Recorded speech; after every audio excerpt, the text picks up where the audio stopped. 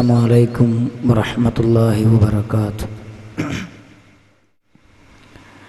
إن الحمد لله نحمده ونستعينه ونؤمن به ونتوكل عليه ونعوذ بالله من شرور أنفسنا ومن سيئات أعمالنا من يهده الله فلا مضل له ومن يضلله فلا هادي له. أشهد أن لا إله إلا الله وحده لا شريك له وأشهد أن محمدا عبده ورسوله أرسله بالهدى ودين الحق ليظهره على الدين كله ولو كره المشركون. اللهم صل على محمد وعلى آل محمد كما صليت على إبراهيم وعلى آل إبراهيم إنك حميد مجيد. اللهم بارك على محمد وعلى آل محمد كما باركت على إبراهيم وعلى آل إبراهيم إنك حميد مجيد. أما بعد فإن خير الكلام كلام الله وخير السنن سنن محمد صلى الله عليه وسلم وشر الأمور محدثاتها وكل محدثة بدعة وكل بدعة ضلالة وكل ضلالة في النار. أعوذ بالله من الشيطان الرجيم. يا أيها الناس اتقوا ربكم الذي خلقكم من نفس واحدة وخلق منها زوجها وبث منهما رجالا كثيرا ونساء واتقوا الله الذي تساءلون به والأرحام إن الله كان عليكم رقيبا. بسم الله الرحمن الرحيم. النار يعرضون عليها غدوا وعشيا ويوم تقوم الساعة ادخلوا آل فرعون أشد العذاب.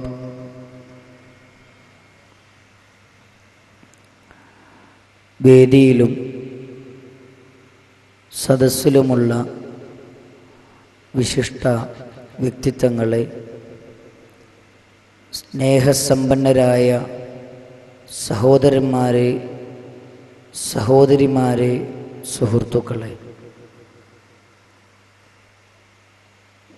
പടച്ച തമ്പുരാൻ്റെ അപാരമായ അനുഗ്രഹങ്ങൾ ലഭിച്ചുകൊണ്ടിരിക്കുന്ന, അവൻ്റെ മാലാഖമാരുടെ പ്രാർത്ഥനകൾ ലഭിച്ചുകൊണ്ടിരിക്കുന്ന വളരെ മൗലികമായൊരു സദസ്സിലാണ് ഇരിക്കുന്നത് എന്ന ബോധത്തോടുകൂടി കഴിയുന്നതുവരെ കേൾക്കുകയും ശ്രദ്ധിക്കുകയും സത്യം ഉൾക്കൊള്ളുകയും വേണമെന്ന് ആമുഖമായി ഉണർത്തുകയാണ്, വസീയത്ത് ചെയ്യുകയാണ്. ഖബർ രക്ഷയും ശിക്ഷയുമെന്ന വിശാലമായ തലങ്ങൾ ഉൾക്കൊള്ളുന്ന പഠനാർഹമായ വിഷയസംബന്ധമായാണ് എനിക്ക് സംസാരിക്കാനുള്ളത്. ഇത് സംസാരിക്കുവാനും കേൾക്കുവാനും അനുകൂലമായ സാഹചര്യങ്ങൾ ഒരുക്കിത്തന്ന പടച്ച തമ്പുരാൻ ആദ്യമായി ഞാൻ സ്തുതിക്കുകയാണ്. അൽഹംദുലില്ലാ. ഈ ഒരുമിച്ച് കൂടിയതുപോലെ നാളെ പടച്ച തമ്പുരാൻ്റെ ജന്നാത്തുൽ ഫിർദൗസിലും നമ്മെ എല്ലാവരെയും ഒരുമിച്ച് കൂട്ടി അനുഗ്രഹിക്കുമാറാകട്ടെ. മനുഷ്യരെ സംബന്ധിച്ചിടത്തോളം മനുഷ്യൻ്റെ ജീവിതം 3 പ്രധാനപ്പെട്ട ഘട്ടങ്ങളിലൂടെയാണ് കടന്നുപോയിക്കൊണ്ടിരിക്കുന്നത്. അതിലെ ഒന്ന്, നമ്മളെല്ലാം നിരന്തരമായി പ്രാർത്ഥിച്ചു കൊണ്ടിരിക്കുന്ന ഒരു പ്രാർത്ഥന, റബ്ബന ആതിന ഫിദ്ദുന്യാ ഹസന, അഥവാ ഹയാത്തുദ്ദുന്യ. അതേപോലെ തന്നെ നമുക്ക് കടന്നു പോകാനുള്ള രണ്ടാമത്തെ ഘട്ടം വിശുദ്ധ ഖുർആൻ പഠിപ്പിക്കുന്നു, വമിൻ വറാഇഹിം ബർസഖുൻ ഇലാ യൗമിൻ യുബ്അസൂൻ. അതാണ് മനുഷ്യന്റെ രണ്ടാമത്തെ ജീവിതത്തിന്റെ ഘട്ടം. 3, അല്ലാഹു സുബ്ഹാനഹു വ തആല വിശദീകരിക്കുന്നു, യൗമ യഖൂമുന്നാസു ലിറബ്ബിൽ ആലമീൻ. നാളെ പരലോകത്ത് പടച്ച തമ്പുരാന്റെ സന്നിധിയിൽ അവൻ്റെ തിരുമുറ്റത്ത് ആളുകളെ ഒരുമിച്ച് കൂട്ടപ്പെടുന്ന ദിവസം. ഈ 3 ഘട്ടങ്ങളിലൂടെയാണ് ഒരു മനുഷ്യന് കടന്നു പോകാനുള്ളത് എന്ന് വളരെ കൃത്യമായി വിശുദ്ധ ഖുർആനും നബി കരീം സല്ലല്ലാഹു അലൈഹി വസല്ലമയും നമ്മളെ പഠിപ്പിച്ചു. എന്നാൽ ഒന്നാമത്തെ ജീവിതത്തിലൂടെയാണ് ഞാനും നിങ്ങളും കടന്നുപോയിക്കൊണ്ടിരിക്കുന്നത്. ഇനി ഈ ജീവിതത്തിനൊരവസാനമുണ്ടെന്നും ഈ ജീവിതത്തിൻ്റെ അവസാനം മരണമാണെന്നും മരണത്തിന് ശേഷം മുതൽ ആരംഭിക്കുന്ന ജീവിതമാണ് ബർസഖിയായ ലോകത്തെ ജീവിതമെന്ന് വളരെ കൃത്യമായി വിശുദ്ധ ഖുർആൻ നമ്മളെ പഠിപ്പിക്കുന്നുണ്ട്. യഥാർത്ഥത്തിൽ എന്താണ് ബർസഖ്? ബർസഖിയായ ലോകത്ത് മനുഷ്യൻ അനുഭവിക്കേണ്ടി വരുന്ന പ്രയാസങ്ങൾ, അവിടെ അനുഭവിക്കേണ്ടി വരുന്ന സന്തോഷകരമായ അനുഭവങ്ങൾ എല്ലാം വളരെ കൃത്യമായി നമ്മൾ പഠിക്കുകയും മനസ്സിലാക്കുകയും ചെയ്യേണ്ടതുണ്ട്. യഥാർത്ഥത്തിൽ ബർസഖ് എന്ന് പറയുന്ന വിഷയം തന്നെ നമ്മുടെ അഖീദയുടെ ഭാഗമാണ്, നമ്മുടെ വിശ്വാസത്തിൻ്റെ ഭാഗമാണ്. കാരണം ഇമാം ത്വഹാവി റഹ്മത്തുള്ളാഹി അലൈഹി തൻ്റെ അഖീദത്തു ത്വഹാവിയയിൽ വിശദീകരിക്കുന്നുണ്ട്, വനുഅ്മിനു, നമ്മൾ വിശ്വസിക്കണം ബിമലക്കിൽ മൗത്തിൽ മുവക്കലി ബിഖബദിൽ അർവാഹിൽ ആലമീൻ. മഹാനായ ഇമാം ത്വഹാവി റഹ്മത്തുള്ളാഹി അലൈഹി തൻ്റെ വിശ്വവിഖ്യാതമായ ഗ്രന്ഥത്തിൽ പഠിപ്പിക്കുകയാണ്. എന്താ പറയുന്നത്? 1, മലക്കുൽ മൗത്ത് ഉണ്ട് എന്ന് നമ്മൾ വിശ്വസിക്കണം. ആരുണ്ട്? മലക്കുൽ മൗത്ത് ഉണ്ട് എന്ന് നമ്മൾ വിശ്വസിക്കണം. എല്ലാവരുടെയും ആത്മാവിനെ പിടിക്കാൻ ലോകത്തിന്റെ തമ്പുരാൻ സംവിധാനിച്ച ഏർപ്പെടുത്തിയ മലക്കാണ് മലക്കുൽ മൗത്ത്. മലക്കുൽ മൗത്ത് ഉണ്ട്, മലക്കുൽ മൗത്ത് എൻ്റെ ആത്മാവിനെ പിടിക്കും, എല്ലാവരുടെയും ആത്മാവിനെ പിടിക്കും എന്ന് നമ്മൾ വിശ്വസിക്കണം. അതേപോലെ തന്നെ വബിഅദാബിൽ ഖബരി ലിമൻ കാന അഹ്ലഹു, ഖബർ ശിക്ഷയുണ്ട് എന്ന് നമ്മൾ വിശ്വസിക്കണം. രണ്ടാമത് ഇമാം ത്വഹാവി റഹ്മത്തുള്ളാഹി അലൈഹി പറയുന്നു, ഖബർ ശിക്ഷയുണ്ട് എന്ന് നമ്മൾ വിശ്വസിക്കണം. വസുആലു മുൻകരിൻ വനകീരിൻ, മുൻകർ നകീർ അലൈഹിമസ്സലാം നമ്മളോട് ചോദ്യം ചോദിക്കുമെന്ന് നമ്മൾ വിശ്വസിക്കണം. എന്തൊക്കെയാണ് ചോദിക്കുക? അൻ റബ്ബിഹി, നമ്മുടെ റബ്ബിനെ കുറിച്ച് ചോദിക്കും. വദീനിഹി, നമ്മുടെ മതത്തെക്കുറിച്ച് ചോദിക്കും. വനബിയിഹി, നബി സല്ലല്ലാഹു അലൈഹി വസല്ലമയെ കുറിച്ച് ചോദിക്കും. അലാമാ ജാഅത് ബിഹിൽ അഖ്ബാറു അൻ റസൂലില്ലാഹി സല്ലല്ലാഹു അലൈഹി വസല്ലം വഅനിസ് സ്വഹാബ, ഇതെല്ലാം നമ്മളോട് ചോദിക്കുക തന്നെ ചെയ്യുമെന്ന് വളരെ കൃത്യമായി അഖീദത്തു ത്വഹാവിയയിൽ ഇമാം ത്വഹാവി റഹ്മത്തുള്ളാഹി അലൈഹി പഠിപ്പിച്ചു. നമ്മുടെ ഈമാനിന്റെ ഭാഗമാണ് മലക്കുൽ മൗത്ത് നമ്മുടെ റൂഹിനെ പിടിക്കുമെന്ന് വിശ്വസിക്കൽ. മരണാനന്തര ജീവിതത്തിൽ ബർസഖിയായ ലോകത്ത് അവിടെ ശിക്ഷയുണ്ട്, അവിടെ രക്ഷയുണ്ട്. അത് വിശ്വസിക്കൽ നമ്മുടെ ഈമാനിന്റെയും അഖീദയുടെയും ഭാഗമാണ്. അവിടെ ചോദ്യം ചോദിക്കാൻ 2 മലക്കുകളുണ്ട്. ആ മലക്കുകൾ നമ്മളോട് ചോദ്യം ചോദിക്കുമെന്ന് വിശ്വസിക്കലും ഈമാനിന്റെ ഭാഗമാണ്, വിശ്വാസത്തിന്റെ ഭാഗമാണ്, അഖീദയുടെ ഭാഗമാണെന്ന് ഇമാം തുഹാബി റഹ്മത്തുള്ളാഹി അലൈഹി വളരെ കൃത്യമായി വിശദീകരിക്കുകയാണ്. ഇനി മാത്രമല്ല, ബർസഖിയായ ലോകത്തെക്കുറിച്ച് മഹാനായ നബി കരീം സല്ലല്ലാഹു അലൈഹി വസല്ലമ ആയത്തുകൾ ഓതി ഈ സമൂഹത്തെ പഠിപ്പിച്ചിട്ടുണ്ട്. അല്ലാഹുവിന്റെ ഖുർആൻ പറയുന്നു, വിശുദ്ധ ഖുർആനിലെ സൂറത്തു മുഅ്മിനൂൻ 99-100 വചനങ്ങൾ. ഈ ആയത്തിൽ അല്ലാഹ് പറയാ, ഹത്താ ഇദാ ജാഅ അഹദുഹുമുൽ മൗത്ത്, മനുഷ്യർക്ക് മരണം വന്നാൽ ഖാല റബ്ബിർജിഊൻ, മനുഷ്യര് പറയും, പടച്ചവനെ എന്നെ ഒന്ന് തിരിച്ചു കൊണ്ടുവാ, എന്നെ ഒന്ന് മടക്കി തരുമോ, എന്റെ ആത്മാവിനെ എനിക്ക് തന്നെ തിരിച്ചു തരുമോ എന്ന് മനുഷ്യരവിടെ വിലപിച്ചുകൊണ്ട് അള്ളാഹുവിനോട് സങ്കടം പറയുന്ന രംഗം. ലഅല്ലി അഅമലു സ്വാലിഹാ, ഞാൻ നല്ല നല്ല പ്രവർത്തനങ്ങൾ ചെയ്യാം. ശരി, എന്താ പറയണത്? പടച്ചവനോട് പറയാ, ആത്മാവിനെ പിടിക്കുന്ന മലക്ക് വന്ന് മനുഷ്യന്റെ ആത്മാവിനെ പിടിച്ചു വലിക്കുമ്പോ മനുഷ്യര് പറയാ, പടച്ചവനെ 1 സെക്കൻഡ് 1 മിനിറ്റ് ഒന്ന് നീട്ടിത്ത, ലഅല്ലി അഅമലു സ്വാലിഹാ, ഞാൻ നല്ല നല്ല പ്രവർത്തനങ്ങളൊക്കെ ചെയ്യാം. ശരിക്ക് ശ്രദ്ധിക്കണം കേട്ടോ, ശരിക്ക് ശ്രദ്ധിക്കണം. എന്ത്? ആത്മാവിനെ പിടിക്കുന്ന മലക്ക് വന്നിട്ട് ആത്മാവിനെ പിടിച്ചങ്ങോട്ട് പറിക്കുമ്പോ നമ്മൾ പറയാ പടച്ചവനോട്, 1 സെക്കൻഡ് പടച്ചവനെ, 1 സെക്കൻഡ് 1 മിനിറ്റ് പടച്ചവനെ, 1 മിനിറ്റ് 1 സെക്കൻഡ് എനിക്കൊന്ന് നീട്ടിത്തരുമോ, ലഅല്ലി അഅമലു സ്വാലിഹാ, ഞാൻ നല്ല നല്ല കർമ്മങ്ങളൊക്കെ ചെയ്യാം. അല്ലാഹ് പറയാ, വേണ്ട, കല്ലാ, വേണ്ട, ഇന്നഹാ കലിമത്തുൻ ഹുവ ഖായിലുഹാ, അതവൻ വെറുതെ പറയുന്ന വാക്ക് മാത്രമാണ്. വേണ്ട, ഇല്ല, 1 സെക്കൻഡ് പോലും നീട്ടിത്തരില്ല, അതവൻ പറയുന്ന വെറും വാക്കാണ്. എന്നിട്ട് അല്ലാഹ് പറയുന്നു, വമിൻ വറാഇഹിം ബർസഖുൻ ഇലാ യൗമി യുബ്അസൂൻ.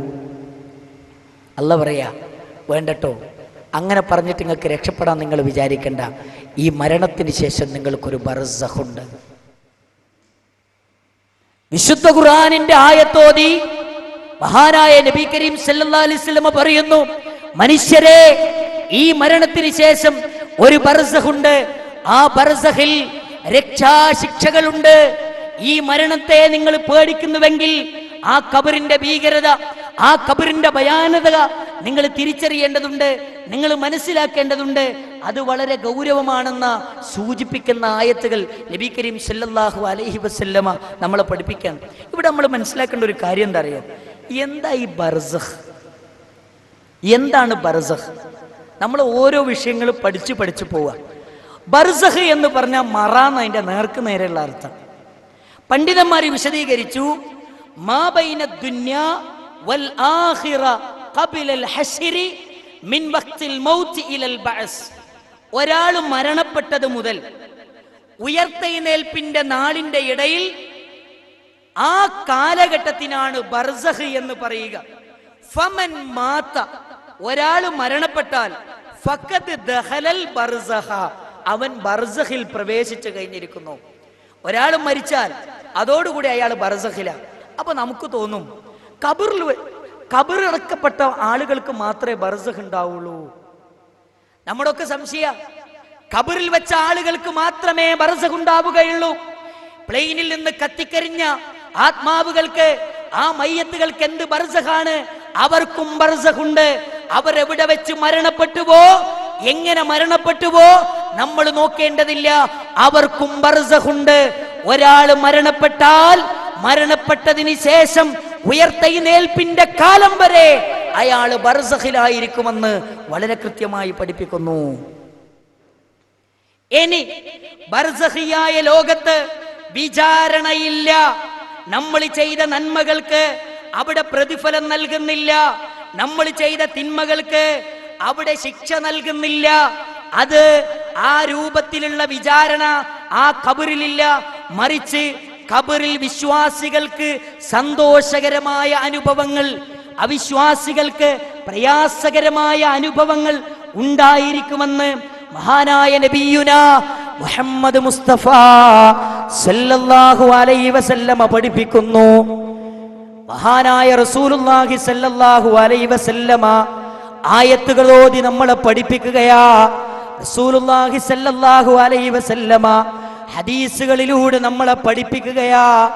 മഹാനായ ഉസ്മാൻ റളിയല്ലാഹു അൻഹുവിന്റെ മൗലയായ ഹാനി റളിയല്ലാഹു അൻഹു പറയുകയാ, ഉസ്മാൻ റളിയല്ലാഹു അൻഹു ഏത് സമയത്ത് ഖബർ കാണുമ്പോഴും ഉസ്മാൻ റളിയല്ലാഹു അൻഹു കരഞ്ഞുകൊണ്ടിരുന്നു. ഉസ്മാൻ റളിയല്ലാഹു അൻഹു കരയും. ഉസ്മാൻ റളിയല്ലാഹു അൻഹു ഏത് ഖബർ കാണുമ്പോഴും ഉസ്മാൻ റളിയല്ലാഹു അൻഹു കരയും. താടി രോമങ്ങൾ ഇങ്ങനെ നനഞ്ഞിട്ടുണ്ടാകും. ഉടനെ സ്വഹാബികൾ ചോദിച്ചു, കൂടെ ഉള്ളവർ ചോദിക്കുക, എന്താ ചോദിച്ചെന്നറിയോ? തുദ്കറുൽ ജന്നത വന്നാർ ഫല തബ്കി. നരകത്തെ കുറിച്ച് പറയുമ്പോ, സ്വർഗത്തെ കുറിച്ച് പറയുമ്പോ അങ്ങ് കരയുന്നില്ലല്ലോ, പക്ഷേ ഖബറിന്റെ അടുക്കലേക്ക് എത്തുമ്പോ എന്തിനാ നിങ്ങൾ ഇങ്ങനെ കരയുന്നത്? എന്തിനാ ഇങ്ങനെ കണ്ണിൽ നിന്ന് കണ്ണുനീര് പൊഴിക്കുന്നത് എന്ന് കൂടെയുള്ളവർ ഉസ്മാൻ ബിൻ അഫ്ഫാൻ റളിയല്ലാഹുവിനോട് ചോദിച്ചു. ഈ വാചകം ശരിക്കും മനസ്സിലാക്കണം കേട്ടോ. വല്ലാത്തൊരു വാക്കാണ്, നമ്മുടെ ഒക്കെ മനസ്സിനെ വേദനിപ്പിക്കുന്ന ഒരു വാക്കാ അടുത്ത വാക്ക്. ഉസ്മാൻ റളിയല്ലാഹു പറയാൻ, ഫഖാല ഉസ്മാൻ റളിയല്ലാഹു അൻഹു പറഞ്ഞു, ഇന്ന റസൂലല്ലാഹി സ്വല്ലല്ലാഹു അലൈഹി വസല്ലം, അല്ലാഹുവിന്റെ റസൂൽ പറഞ്ഞിരിക്കുന്നു, ഇന്നൽ ഖബ്റ അവ്വലു മൻസിലിൻ മിൻ മനാസിലിൽ ആഖിറ. അല്ലാഹുവിന്റെ റസൂൽ ഞങ്ങളെ പഠിപ്പിച്ചിരിക്കുന്നു, ഇന്നൽ ഖബ്റ അവ്വലു മൻസിലിൻ മിൻ മനാസിലിൽ ആഖിറ. പരലോകത്തേക്കുള്ള ഒന്നാമത്തെ വീടാണ് ഖബർ. അവിടെ ആരെങ്കിലും രക്ഷപ്പെട്ടാൽ അതിനുശേഷമുള്ളത് എളുപ്പമാണ്, അതിനുശേഷമുള്ളത് ലാളിത്യമാണ്, അതിനുശേഷമുള്ളത് സന്തോഷകരമാണ്. എന്താ പറഞ്ഞത്? മഹാനായ ഉസ്മാൻ ബിൻ അഫ്ഫാൻ റളിയല്ലാഹു അൻഹു പറയാ, മനുഷ്യരെ, അള്ളാന്റെ റസൂൽ പറയുന്നത് എന്റെ ഇരു കർണപുടങ്ങൾ കൊണ്ട് ഞാൻ കേട്ടിട്ടുണ്ട്. എന്താ ഞാൻ കേട്ടെന്നറിയോ? ഇന്ന അവ്വല മൻസിലിൻ മിൻ മനാസിലിൽ ആഖിറ. ആഖിറത്തിലേക്കുള്ള ഒന്നാമത്തെ വീടാ ഖബർ. എന്നിട്ട് പറയാ ഉസ്മാൻ റളിയല്ലാഹു അൻഹു, റസൂലുള്ളാഹി പറയാ, ഫഇൻ നജ, ആരെങ്കിലും ആ ഖബറിൽ നിന്ന് രക്ഷപ്പെട്ടാൽ അവൻ അതിനുശേഷമുള്ളതെല്ലാം എളുപ്പമാണ്. ആ ഖബറിൽ നിന്ന് ആരൊക്കെ രക്ഷപ്പെട്ടില്ല, അതിനുശേഷമുള്ളത് ഭയാനകരമാ, ഭീകരമാ, തീവ്രമാ, ശക്തമാ എന്ന് മഹാനായ ഉസ്മാൻ ബിൻ അഫ്ഫാൻ റളിയല്ലാഹു അൻഹു. മാത്രമല്ല, യഥാർത്ഥത്തിൽ ഒരു വിശ്വാസിയായ മനുഷ്യൻ ഖബറിലെത്തിക്കഴിഞ്ഞാൽ ശരിക്കും അവനെന്താ പടച്ചവനോട് പറയാന്നറിയോ? വിശ്വാസിയായ മനുഷ്യൻ ഖബറിലെത്തിക്കഴിഞ്ഞാൽ എന്താ പറയാന്നറിയോ? റബ്ബി അജ്ജിൽ ഖിയാമസ്സാ, റബ്ബേ എന്ന് ഖിയാമത്ത് നാൾ കൊണ്ടുവരണേ, റബ്ബേ ഖിയാമത്ത് നാളൊന്ന് പെട്ടെന്ന് കൊണ്ടുവരണേ.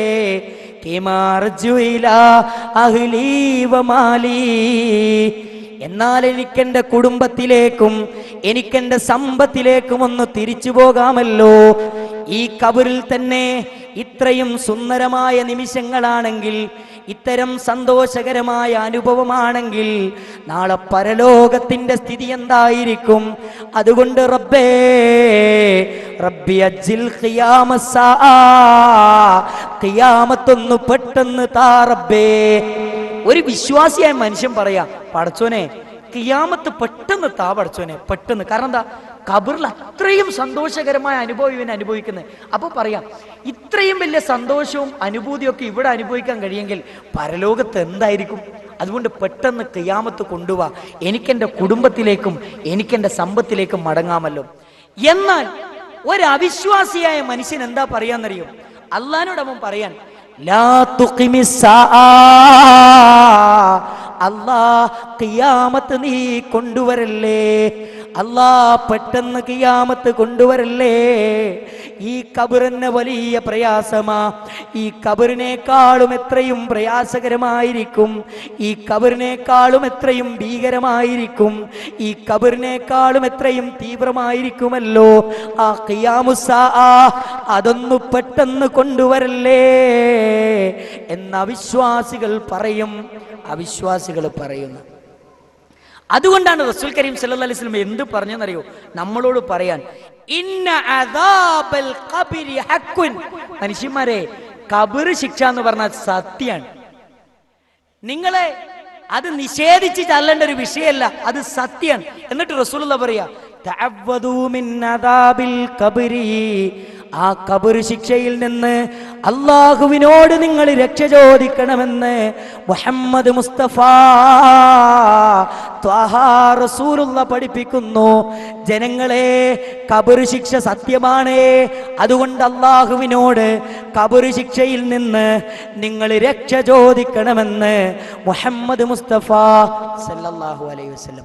റസൂലുള്ളാഹി പറയാ, ഖബർ ശിക്ഷ സത്യമാണ്, അതിൽ നിന്ന് നിങ്ങൾ അള്ളാഹുവിനോട് രക്ഷ ചോദിക്കണം. നിങ്ങൾ നോക്കൂ, ഒരിക്കൽ റസൂൽ കരീം സല്ലല്ലാഹു അലൈഹി വസല്ലമ ബനൂ നജ്ജാർ ഗോത്രക്കാരന്റെ ഒരു തോട്ടത്തിലൂടെ ഒരു കഴുതപ്പുറത്ത് ഇങ്ങനെ യാത്ര ചെയ്യാൻ, ശരിക്കും ശ്രദ്ധിക്കണ്ടോ, ഒരു കഴുതപ്പുറത്ത് ഇങ്ങനെ യാത്ര ചെയ്യാൻ, യാത്ര ഇങ്ങനെ ചെയ്തുകൊണ്ടിരിക്കുമ്പോ കഴുത ഇങ്ങനെ കുതിരി കുതിരി കളിക്കാൻ, കഴുത ഇങ്ങനെ പഠിച്ച് കളിക്കാം, കുതിരി കുതിരി കളിക്കാം, അങ്ങോട്ടും ഇങ്ങോട്ടും ചെരിഞ്ഞു കളിക്കാം. അള്ളാഹുവിന്റെ റസൂൽ കരീം സല്ലല്ലാഹു അലൈഹി വസല്ലമ ആ കഴുതയുടെ പുറത്തുനിന്ന് വിയാറായി. അള്ളാഹുവിന്റെ റസൂൽ സല്ലല്ലാഹു അലൈഹി വസല്ലം സ്വഹാബികളെ വിളിച്ചുകൊണ്ട് ചോദിച്ചു, ഇവിടെ വല്ലതുമുണ്ടോ എന്നൊന്ന് പരിശോധിക്കണം. സ്വഹാബത്ത് പറഞ്ഞു, റസൂലേ, അവിടെ കുറച്ച് ഖബറുകൾ ഉണ്ട് എന്ന് പറഞ്ഞു. ഉടനെ തന്നെ അള്ളാഹുവിന്റെ റസൂൽ അവരോട് ചോദിക്കുക, മയ്യഅരിഫു അസ്ഹാബ ആദിഹിൽ ഖുബൂർ. ഈ ഖബറിന്റെ ഉടമകൾ ആരെന്ന് നിങ്ങൾക്കാർക്കെങ്കിലും അറിയുമോ എന്ന് ചോദിച്ചു. അവരോട് ചോദിച്ചു, ഈ ഖബർ കിടക്കുന്ന ആരാണെന്ന് നിങ്ങൾക്ക് ആർക്കെങ്കിലും അറിയോ എന്ന് ചോദിച്ചു. ഫഖാല റജുലൻ. അപ്പോൾ ഒരാൾ പറഞ്ഞു, ഫമതാ മാത ഹഉലായി. എപ്പോഴോ മരിച്ച ആളുകളാണ്. ജാഹിലിയ കാലഘട്ടത്തിൽ മുശ്രിക്കുകളായി മരിച്ച ആളുകളുടെ ഖബറുകളാണ് ഈ കാണുന്ന 4-5 ഖബറുകൾ എന്ന് സ്വഹാബികൾ പറഞ്ഞു കൊടുത്തു. അപ്പൊ ഉടനെ തന്നെ അള്ളാഹുവിന്റെ റസൂൽ കരീം സല്ലല്ലാഹു അലൈഹി വസല്ലം പറയുന്ന ഒരു വാചകമുണ്ട്. എന്താ അറിയോ? ഇന്ന ആദിഹിൽ ഉമ്മ തബ്തലി ഫീ ഖുബൂരിഹാ. ഈ സമൂഹം തബ്തലി ഫീ ഖുബൂരിഹാ, അവരവരുടെ ഖബറുകൾ പരീക്ഷിക്കപ്പെട്ടുകൊണ്ടിരിക്കുകയാണ്. എന്നിട്ട് റസൂലുള്ളാഹി പറയുന്ന അടുത്ത വാചകം എന്താ അറിയോ? ഫലൗലാ അല്ലാ തദാഫനൂ. നിങ്ങൾ പരസ്പരം മറമാടുകയില്ല എന്ന് ഞാൻ ഭയപ്പെട്ടിട്ടില്ലായിരുന്നുവെങ്കിൽ ലദഅഉതുല്ലാഹ, ഞാൻ അല്ലാഹുവിനോട് പ്രാർത്ഥിക്കുമായിരുന്നു, അയ്യുസ്മിഅകും മിൻ അദാബിൽ ഖബരില്ലദീ അസ്മഉ ബിഹി.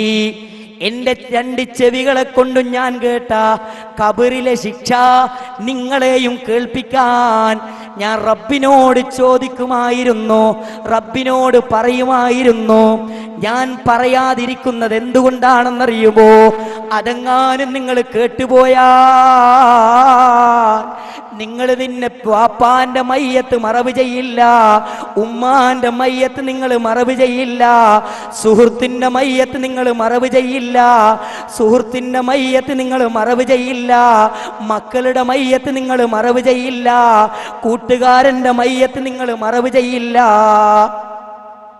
ആ റസൂലുള്ളാഹി പറയാ, ഖബറിൽ നടക്കുന്ന ഞാൻ കേട്ട ശിക്ഷ ഉണ്ടല്ലോ, അത് നിങ്ങളെയും കൂടെ കേൾപ്പിച്ചു കൊടുക്കാൻ അള്ളാഹിനോട് ഞാൻ പ്രാർത്ഥിക്കാനും. പക്ഷെ പ്രാർത്ഥിക്കാത്ത എന്തുകൊണ്ടാണെന്നറിയോ? പ്രാർത്ഥിച്ച് നിങ്ങളെങ്ങാനും ആ ഖബറിലെ ശിക്ഷ കേട്ടാൽ പിന്നെ നിങ്ങൾ വാപ്പ മരിച്ചാലും ശരി, ഉമ്മ മരിച്ചാലും ശരി, നിങ്ങൾ ആരും വാപ്പാനും ഉമ്മാനും ഒന്നും മറവി ചെയ്യൂല എന്ന് പേടിച്ചിട്ടാ നിങ്ങളെ കേൾപ്പിക്കാൻ ഞാൻ പ്രാർത്ഥിക്കാതിരുന്നത് എന്ന് മഹാനായ നബിയുന മുഹമ്മദ് മുസ്തഫ സല്ലല്ലാഹു അലൈഹി വസല്ലം.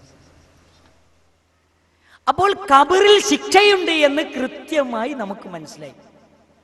അതേപോലെ തന്നെ വിശുദ്ധ ഖുർആൻ പറയാൻ, സനുഅദ്ദിബുകും മർറതൈൻ, നാം അവരെ 2 പ്രാവശ്യം അവരെ ശിക്ഷിക്കുന്നതാണ്.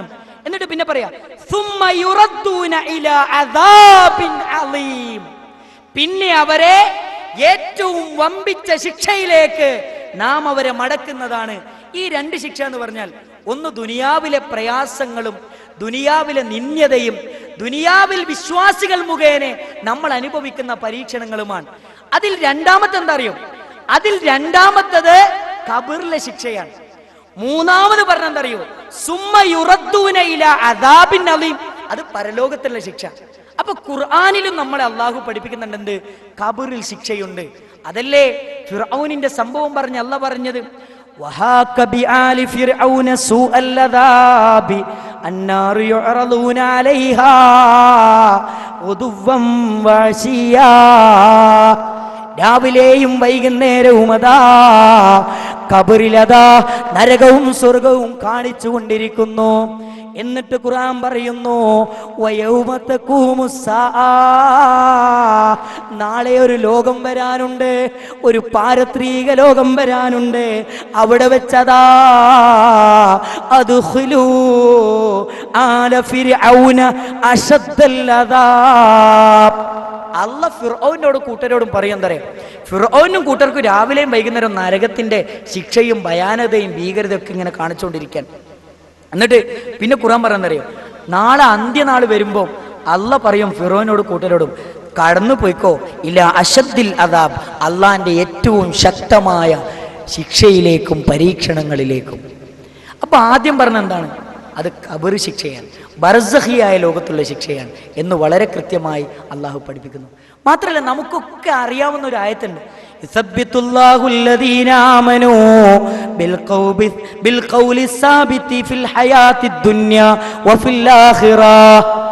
പടച്ച തമ്പുരാൻ സുസ്ഥിരമായ വാക്കുകളെ കൊണ്ട് ദുനിയാവിലും ആഖിറത്തിലും വിശ്വാസികളെ സ്ഥിരപ്പെടുത്തും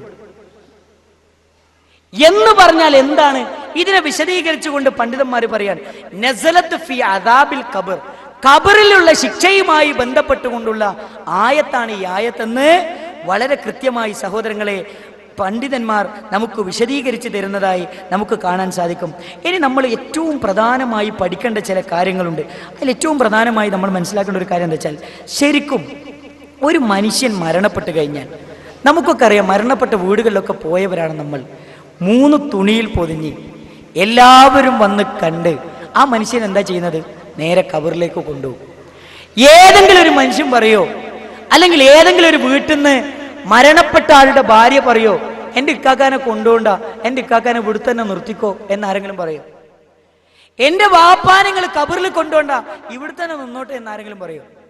എൻ്റെ മകനെ ഖബറിൽ കൊണ്ടുപോയി വെക്കണ്ട എന്നാരെങ്കിലും പറയോ? ആരും പറയില്ല. എല്ലാവരും പറയാൻ അറിയോ?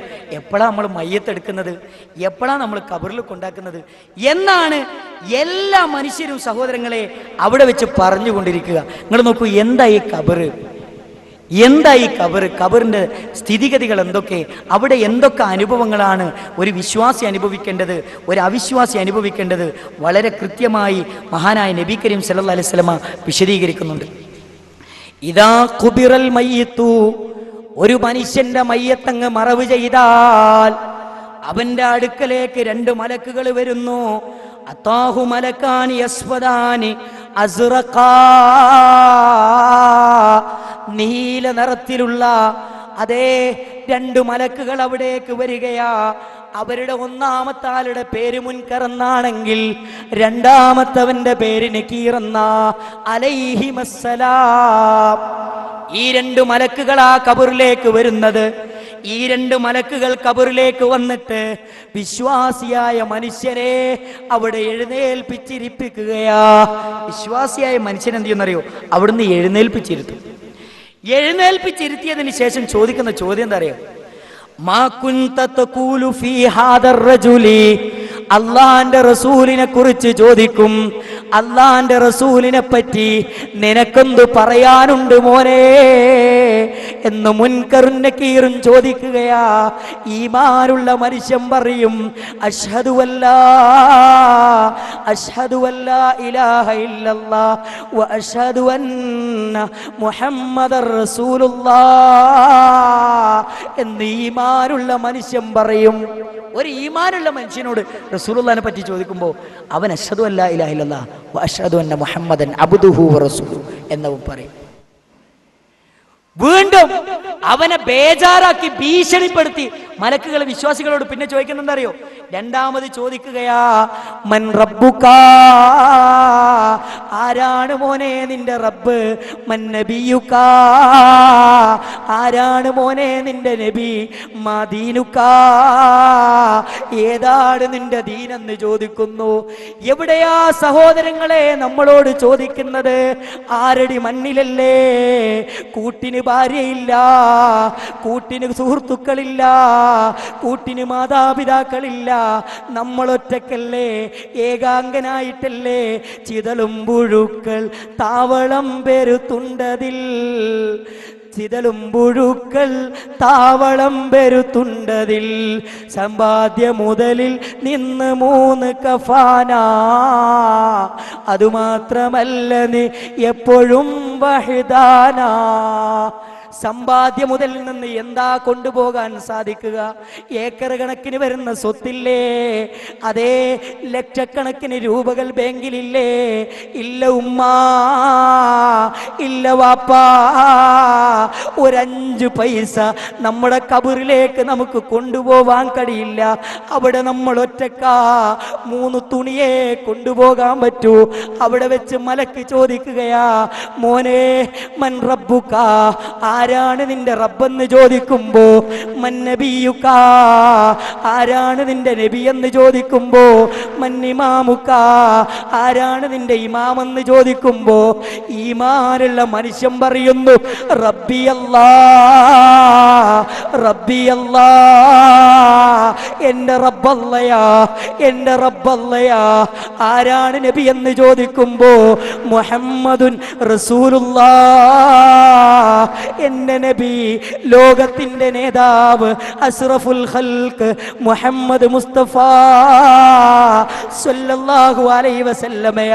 മാദീനുക, മോനെ നിന്റെ ദീനേതെന്ന് അവിടെ വെച്ചങ്ങ് ചോദിക്കുമ്പോ വിശ്വാസികൾ പറയുന്നു, ദീനീ അൽ-ഇസ്ലാം, ദീനീ അൽ-ഇസ്ലാം, എന്റെ ദീൻ ഇസ്ലാമാണ്. ഈ 3 ഉത്തരം അങ്ങ് പറഞ്ഞാൽ, ഈ ചോദ്യങ്ങൾക്കും ഉത്തരം പറഞ്ഞാൽ, അള്ളാഹുവിന്റെ റസൂൽ കരീം സല്ലല്ലാഹു അലൈഹി വസല്ലം വളരെ കൃത്യമായി പഠിപ്പിക്കുകയാ.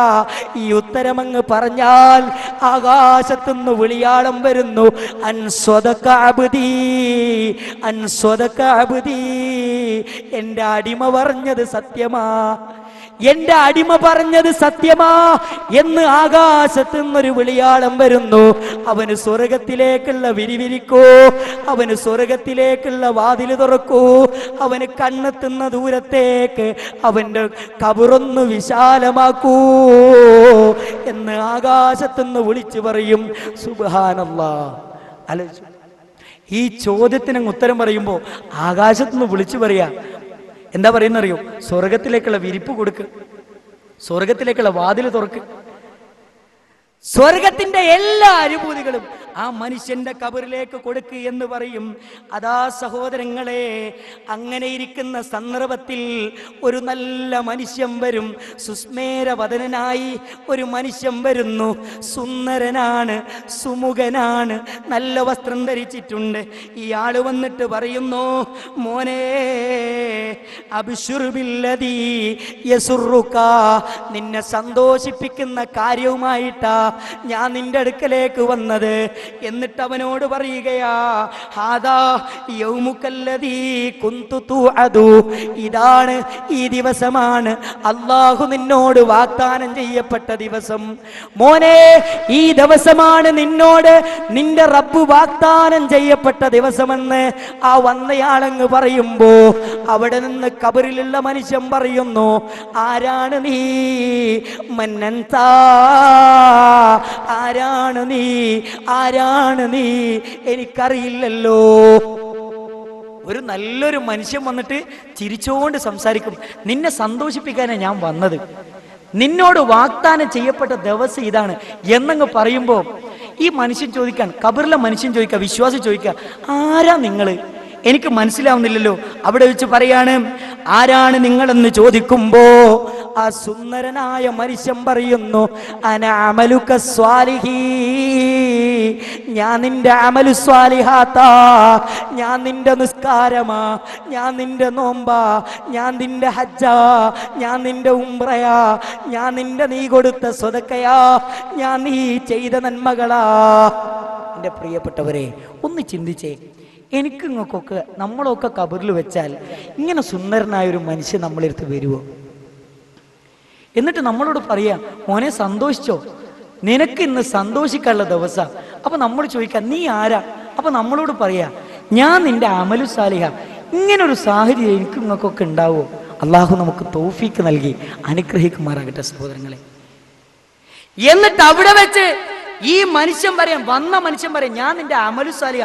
എന്നിട്ട് ആ മനുഷ്യനോട് പറയുന്ന ഒരു കാര്യമുണ്ട്, ഫവല്ലാഹി മാ അലിംതുക ഇല്ലാ കുൻത സ്വരീഅൻ ഫീ ഇതാഅത്തില്ലാഹ്. ഞാൻ നിന്നെ പറ്റി മനസ്സിലാക്കി, നീ അല്ലാഹനെ അനുസരിക്കുന്ന വിഷയത്തിൽ അങ്ങേയറ്റം താല്പര്യമുള്ളവനാ, അല്ലാഹനെ ധിക്കരിക്കുന്ന വിഷയത്തിൽ നിന്ന് മാറിപ്പോകുന്നവനാ നീ എന്ന് ഞാൻ നിന്നെ പറ്റി മനസ്സിലാക്കി. ആ മനുഷ്യൻ വന്നിട്ട് നമ്മളോട് പറയണേ, നീ നല്ല മനുഷ്യനാ, നീ നന്മ ചെയ്യുന്നതിൽ വളരെ താല്പര്യമുള്ളവനാ, എന്നാൽ തിന്മ ചെയ്യുന്നതിൽ നിന്നോ ബേജാറോടുകൂടി മാറിയെന്ന്, അതൊക്കെ തിന്മ ചെയ്യേണ്ടി വന്നൊരു സാഹചര്യം വന്നാൽ പോലും വളരെ സാവധാനം ചെയ്തു പോകുക എന്നതല്ലാതെ നീ തിന്മകൾ ചെയ്യാൻ താല്പര്യം കാണിക്കുന്ന ആളല്ല എന്നും ഈ മനുഷ്യൻ അവിടെ വെച്ച് പറയാം. എന്നിട്ട് എന്താ ചെയ്യുന്നതെന്നറിയോ? നരകം കാണിച്ചു കൊടുക്കും. ഈ വിശ്വാസിക്ക് നരകം കാണിച്ചു കൊടുക്കും. നരകം കാണിച്ചു കൊടുത്തിട്ട് പറയാ, ഇതായിരുന്നു നിന്റെ ഗേഹം, ഇവിടെയായിരുന്നു നീ കിടക്കേണ്ടത്, പക്ഷേ നീ നന്മകൾ ചെയ്തത് കൊണ്ട് ലോകത്തിന്റെ തമ്പുരാനതാ ഈ നരകത്തെ മാറ്റി സ്വർഗത്തെ നിനക്ക് തന്നിരിക്കുന്നു. നരകം കാണിച്ചു കൊടുത്തിട്ട് പറയാം, ഇതാ എനക്ക് ഇതായിരുന്നു, പക്ഷേ പടച്ചവൻ എന്ത് ചെയ്തിരിക്കുന്നറിയോ? നിനക്ക് ആ നരകത്തെ മാറ്റി നിനക്ക് സ്വർഗം തന്നിരിക്കുന്നു. സഹോദരങ്ങളെ, ഇതിലാ നമ്മൾ ഉൾപ്പെടേണ്ടത്. അല്ലാഹു സുബ്ഹാനഹു വ തആല നമ്മളെ കാത്തു രക്ഷിക്കുമാറാകട്ടെ. എന്നാൽ സഹോദരങ്ങളെ, എന്നാൽ ഒരു അവിശ്വാസിയായ മനുഷ്യന് ഖബറിലുള്ള അവസ്ഥ എന്താ നമ്മൾ പഠിക്കേണ്ടത്. സമയമായോ ജമാഅത്തിന്റെ മേറ്റിൽ? ഒരു അവിശ്വാസിയായ മനുഷ്യന് ഖബറിന്റെ അവസ്ഥ എന്താണ്? ഖബറിലേക്ക് മലക്കുകൾ വരികയാണ്. ഏതാ മലക്കെന്ന് റസൂലുള്ള വിശദീകരിക്കുന്നുണ്ട്. യഅതീഹി മലക്കാനി, രണ്ട് മലക്കുകൾ അവിടേക്ക് വരും. ശദീദുൽ ഇൻതിഹാർ, നന്നായി വിരട്ടുന്ന മലക്കുകളാ, നന്നായി പേടിപ്പിക്കുന്ന മലക്കുകളാ. ശക്തന്മാരായ രണ്ട് മലക്കുകൾ വരും. അവർ നന്നായിട്ട് പേടിപ്പിക്കും. എന്നിട്ട് എന്താ ചെയ്യാന്നറിയോ? ഈ അവിശ്വാസിയായ മനുഷ്യനെ അവിടെ ഇരുത്തും. ഇരുത്തിയിട്ട് ഈ മനുഷ്യനോട് ചോദിക്കാൻ, മൻ റബ്ബുക, മോനെ നിന്റെ റബ്ബാരെന്ന് ചോദിക്കുമ്പോ അവിശ്വാസിയായ മനുഷ്യൻ പറയുന്നു,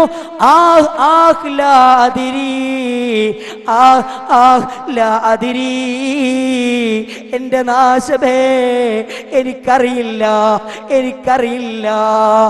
ആലോചിച്ചു, ആ ഖബറിൽ വെച്ചിട്ട് മനുഷ്യനോട് ചോദിക്കാം, മോനെ നിന്റെ റബ്ബാരാ?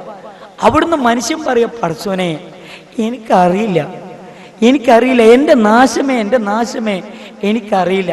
ജനങ്ങളൊക്കെ എന്തൊക്കെയോ പറഞ്ഞു, ഞാനും അത് ഏറ്റു പറഞ്ഞു എന്നതല്ലാതെ അതിനപ്പുറത്തേക്ക് അല്ലാഹുവിനെ പറ്റി പഠിക്കാൻ, റസൂലിനെ പറ്റി പഠിക്കാൻ ഞാൻ തയ്യാറായിട്ടില്ല. നിങ്ങൾ നോക്കൂ, രണ്ടാമത് ചോദിക്കാൻ അതിനോട്, മാദീനുക, മോനെ നിന്റെ ദീനേതാണെന്ന് ചോദിക്കുമ്പോ മുനാഫിക്കുകൾ പറയുന്നു, എനിക്കറിയില്ല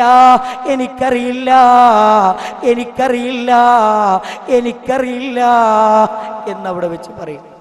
പിന്നെ ചോദിക്കുന്ന മൻ നബിയുക, ആരാണ് നിന്റെ നബി എന്ന് ചോദിക്കുമ്പോ അള്ളാന്റെ റസൂലിന്റെ പേര് പറയാൻ അവന് സാധിക്കുകയില്ല. അപ്പൊ ഒരാൾ മുഹമ്മദ് എന്ന് പറയും, അവന് പറയാൻ സാധിക്കൂല. അപ്പൊ പറയാ, ജനങ്ങളൊക്കെ അങ്ങനെ പറയുന്ന കേട്ടു, പക്ഷേ എനിക്കത് പറയാൻ കഴിയില്ല.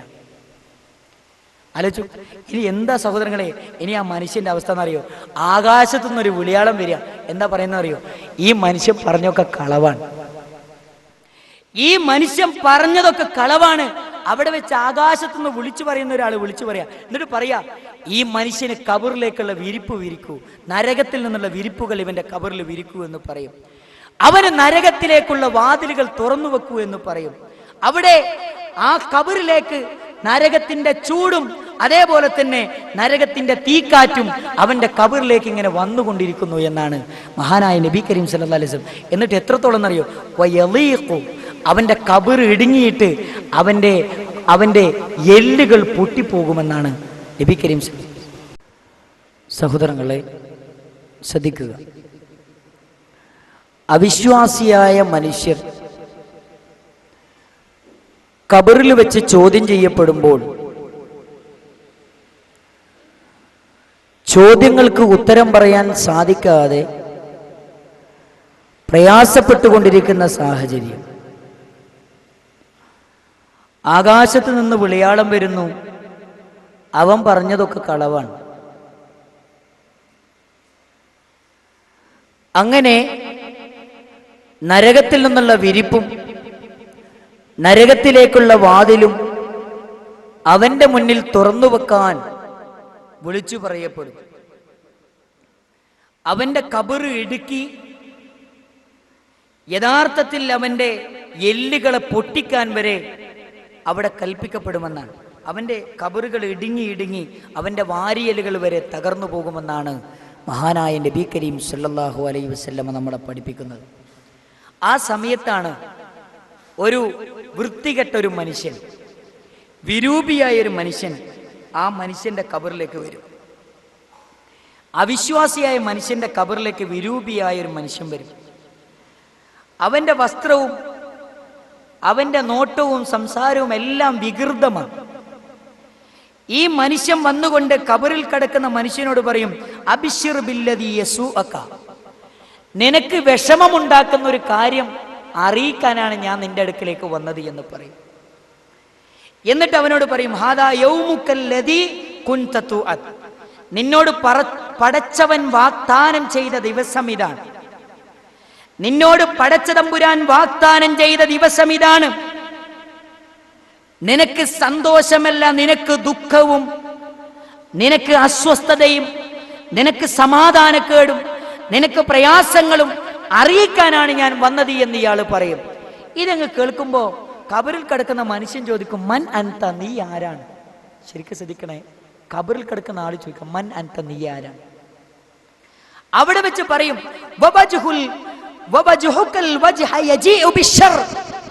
നീ ഒരു തിന്മയുമായി വന്ന ആളാണല്ലോ, നീ ആരാ എനിക്കറിയില്ലല്ലോ എന്ന് പറയും. അവിടെ വെച്ച് ആ വന്ന ആള് പറയാ, അന അമലുക്കൽ ഖബീസ്, ഞാൻ നിന്റെ ചീത്തയായ പ്രവർത്തനങ്ങളാണ്, ഞാൻ നിന്റെ തിന്മകളാണ്, നീ ചെയ്ത വേണ്ടാത്തരങ്ങൾ, നീ ചെയ്ത വൃത്തികേടുകൾ, നീ ചെയ്ത തോന്നിയാസങ്ങൾ, നീ ചെയ്ത അശ്ലീലങ്ങൾ, അതാണ് ഞാനെന്ന് ആ ആഗതൻ കബറിലുള്ള അവിശ്വാസിയോട് പറയുമെന്നാണ് മഹാനായ നബി കരീം സല്ലല്ലാഹു അലൈഹി വസല്ലം പറയുന്നത്. എന്നിട്ട് ഈ വന്നാൾ ഒന്നുകൂടെ പറയുന്നുണ്ട്, ഞാൻ നിന്നെ കണ്ടത് അള്ളാനെ ധിക്കരിക്കുന്ന കാര്യങ്ങളിൽ വളരെ സജീവമായി നീ മുന്നേറുന്നതാണ്, അള്ളാനെ അനുസരിക്കുന്ന കാര്യങ്ങളിലോ വലിയ താല്പര്യമില്ല, വലിയൊരു താല്പര്യമില്ല, വലിയൊരു സന്തോഷമില്ല, വലിയൊരു ഉന്മേഷമില്ല, വലിയൊരു ഉഷാറില്ല. എന്നാൽ തിന്മകൾ ചെയ്യാൻ, തോന്നിയാസം ചെയ്യാൻ, വൃത്തികേട് ചെയ്യാൻ നീ കർമ്മനിരതനാണ് എന്ന് അവിടെ വെച്ച് പറയപ്പെടും. എന്നിട്ട് പറയാൻ, ഫജസാകല്ലാഹു ശർറ, നിന്റെ തിന്മകൾക്ക് പടച്ച തമ്പുരാൻ പ്രതിഫലം നൽകട്ടെ. ആ സമയത്താണ് അന്ധനും ബദിരനുമായ ഒരാളെ വരും. അയാളുടെ കയ്യിലൊരു വടിയുണ്ടാകും. എന്നിട്ട് പറയും, ആ മനുഷ്യനെ അടിക്കാൻ വേണ്ടി പറയും. ആ കയ്യിലുള്ള വടി കൊണ്ടൊരു മലയടിച്ചാൽ ആ മല തന്നെ മണ്ണായി തീരുന്ന അത്രയും ശക്തമായ വടിയാണ്.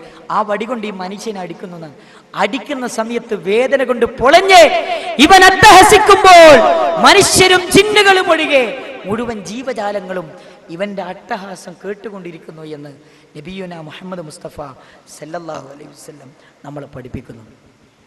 അതാണ് ഞാൻ പറഞ്ഞത്, ഖബറിൽ ശിക്ഷയുണ്ട്, രക്ഷയുണ്ട്. വിശ്വാസികൾക്ക് സന്തോഷകരമായ അനുഭവങ്ങളുണ്ട്, അവിശ്വാസികൾക്കെന്നാൽ അവിടെ ചീത്തയായ, പ്രയാസകരമായ, ദുഃഖകരമായ അനുഭവങ്ങളുമുണ്ട്. ഇനി നിങ്ങൾ നോക്കൂ, ശരിക്കും ഖബറിൽ ശിക്ഷ കിട്ടാൻ കാരണമാകുന്ന കുറേ തിന്മകളുണ്ട്. ദീർഘമായ സമയം സംസാരിക്കേണ്ട വിഷയമാണ്. ഇപ്പോൾ കുറച്ചുകൂടെ കഴിഞ്ഞാൽ നമ്മൾ ജമാഅത്തിന് വേണ്ടി നിർത്തിയാൽ ജമാഅത്ത് കഴിഞ്ഞിട്ട് എല്ലാവരും വളരെ വേഗത്തിൽ വരണം.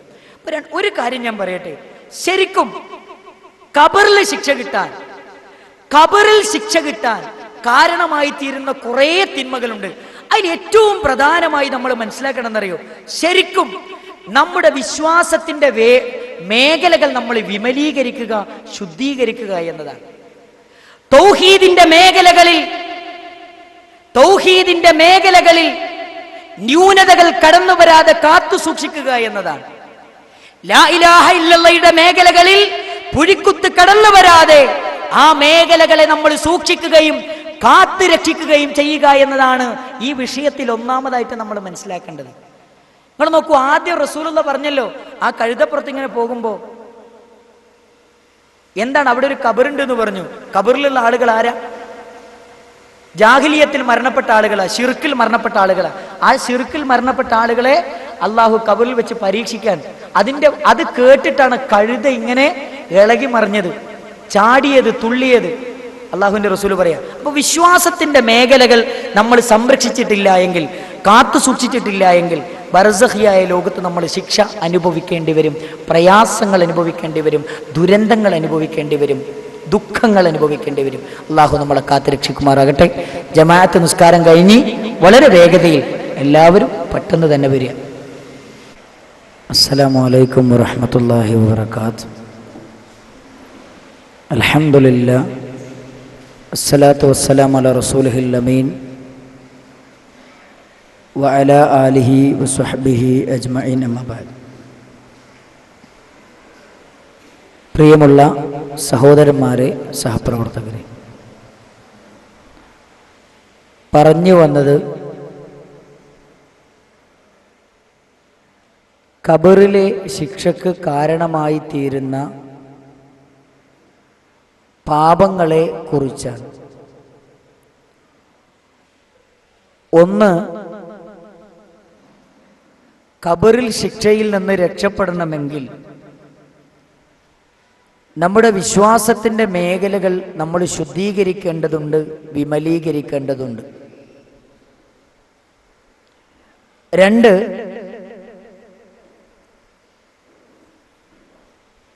മലമൂത്ര വിസർജനത്തിൽ നിന്ന് ശുദ്ധിയാവലും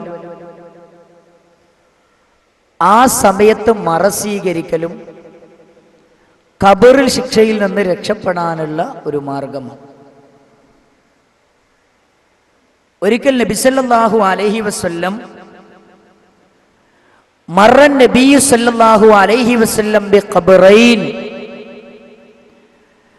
രണ്ട് ഖബറിന്റെ അടുത്തുകൂടെ നബി കരീം സല്ലല്ലാഹു അലൈഹി വസല്ലം നടന്നുപോയി. എന്നിട്ട് നബി സല്ലല്ലാഹു അലൈഹി വസല്ലം പറഞ്ഞു, ഇന്നഹുമാ ലയുഅദ്ദബാൻ, ഈ രണ്ട് ഖബറിലുള്ള ആളുകളെയും പടച്ച തമ്പുരാൻ പരീക്ഷിച്ചു കൊണ്ടിരിക്കുകയാണ്. വമാ യുഅദ്ദബാനി ഫീ കബീർ, വലിയ വലിയ പാതകം ചെയ്തതിന്റെ പേരിലല്ല അവരെ പടച്ച തമ്പുരാൻ ശിക്ഷിച്ചു കൊണ്ടിരിക്കുന്നത്. മറിച്ച് അവർക്ക് ഖബറിൽ പരീക്ഷണം അനുഭവിക്കാനുള്ള കാരണം ഫകാന ലാ യസ്തതിറു മിനൽ ബൗൽ, മലമൂത്ര വിസർജന സമയങ്ങളിൽ മറ സ്വീകരിക്കാറുണ്ടായിരുന്നില്ല. വേറെ ചില ഹദീസുകളിൽ കാണാം, പൂർണ്ണമായ രൂപത്തിൽ അവർ ശുചീകരിക്കാറുണ്ടായിരുന്നില്ല. നബി കരീം സല്ലല്ലാഹു അലൈഹി വസല്ലമ മറ്റൊരു സാഹചര്യത്തിൽ പറഞ്ഞു, ഖബറിൽ ശിക്ഷ ലഭിക്കാനുള്ള ഏറ്റവും പ്രധാനപ്പെട്ട കാരണം മലമൂത്ര വിസർജനങ്ങളിൽ നിന്ന് പൂർണ്ണമായി ശുചീകരിക്കുന്നില്ല എന്നതാണ്.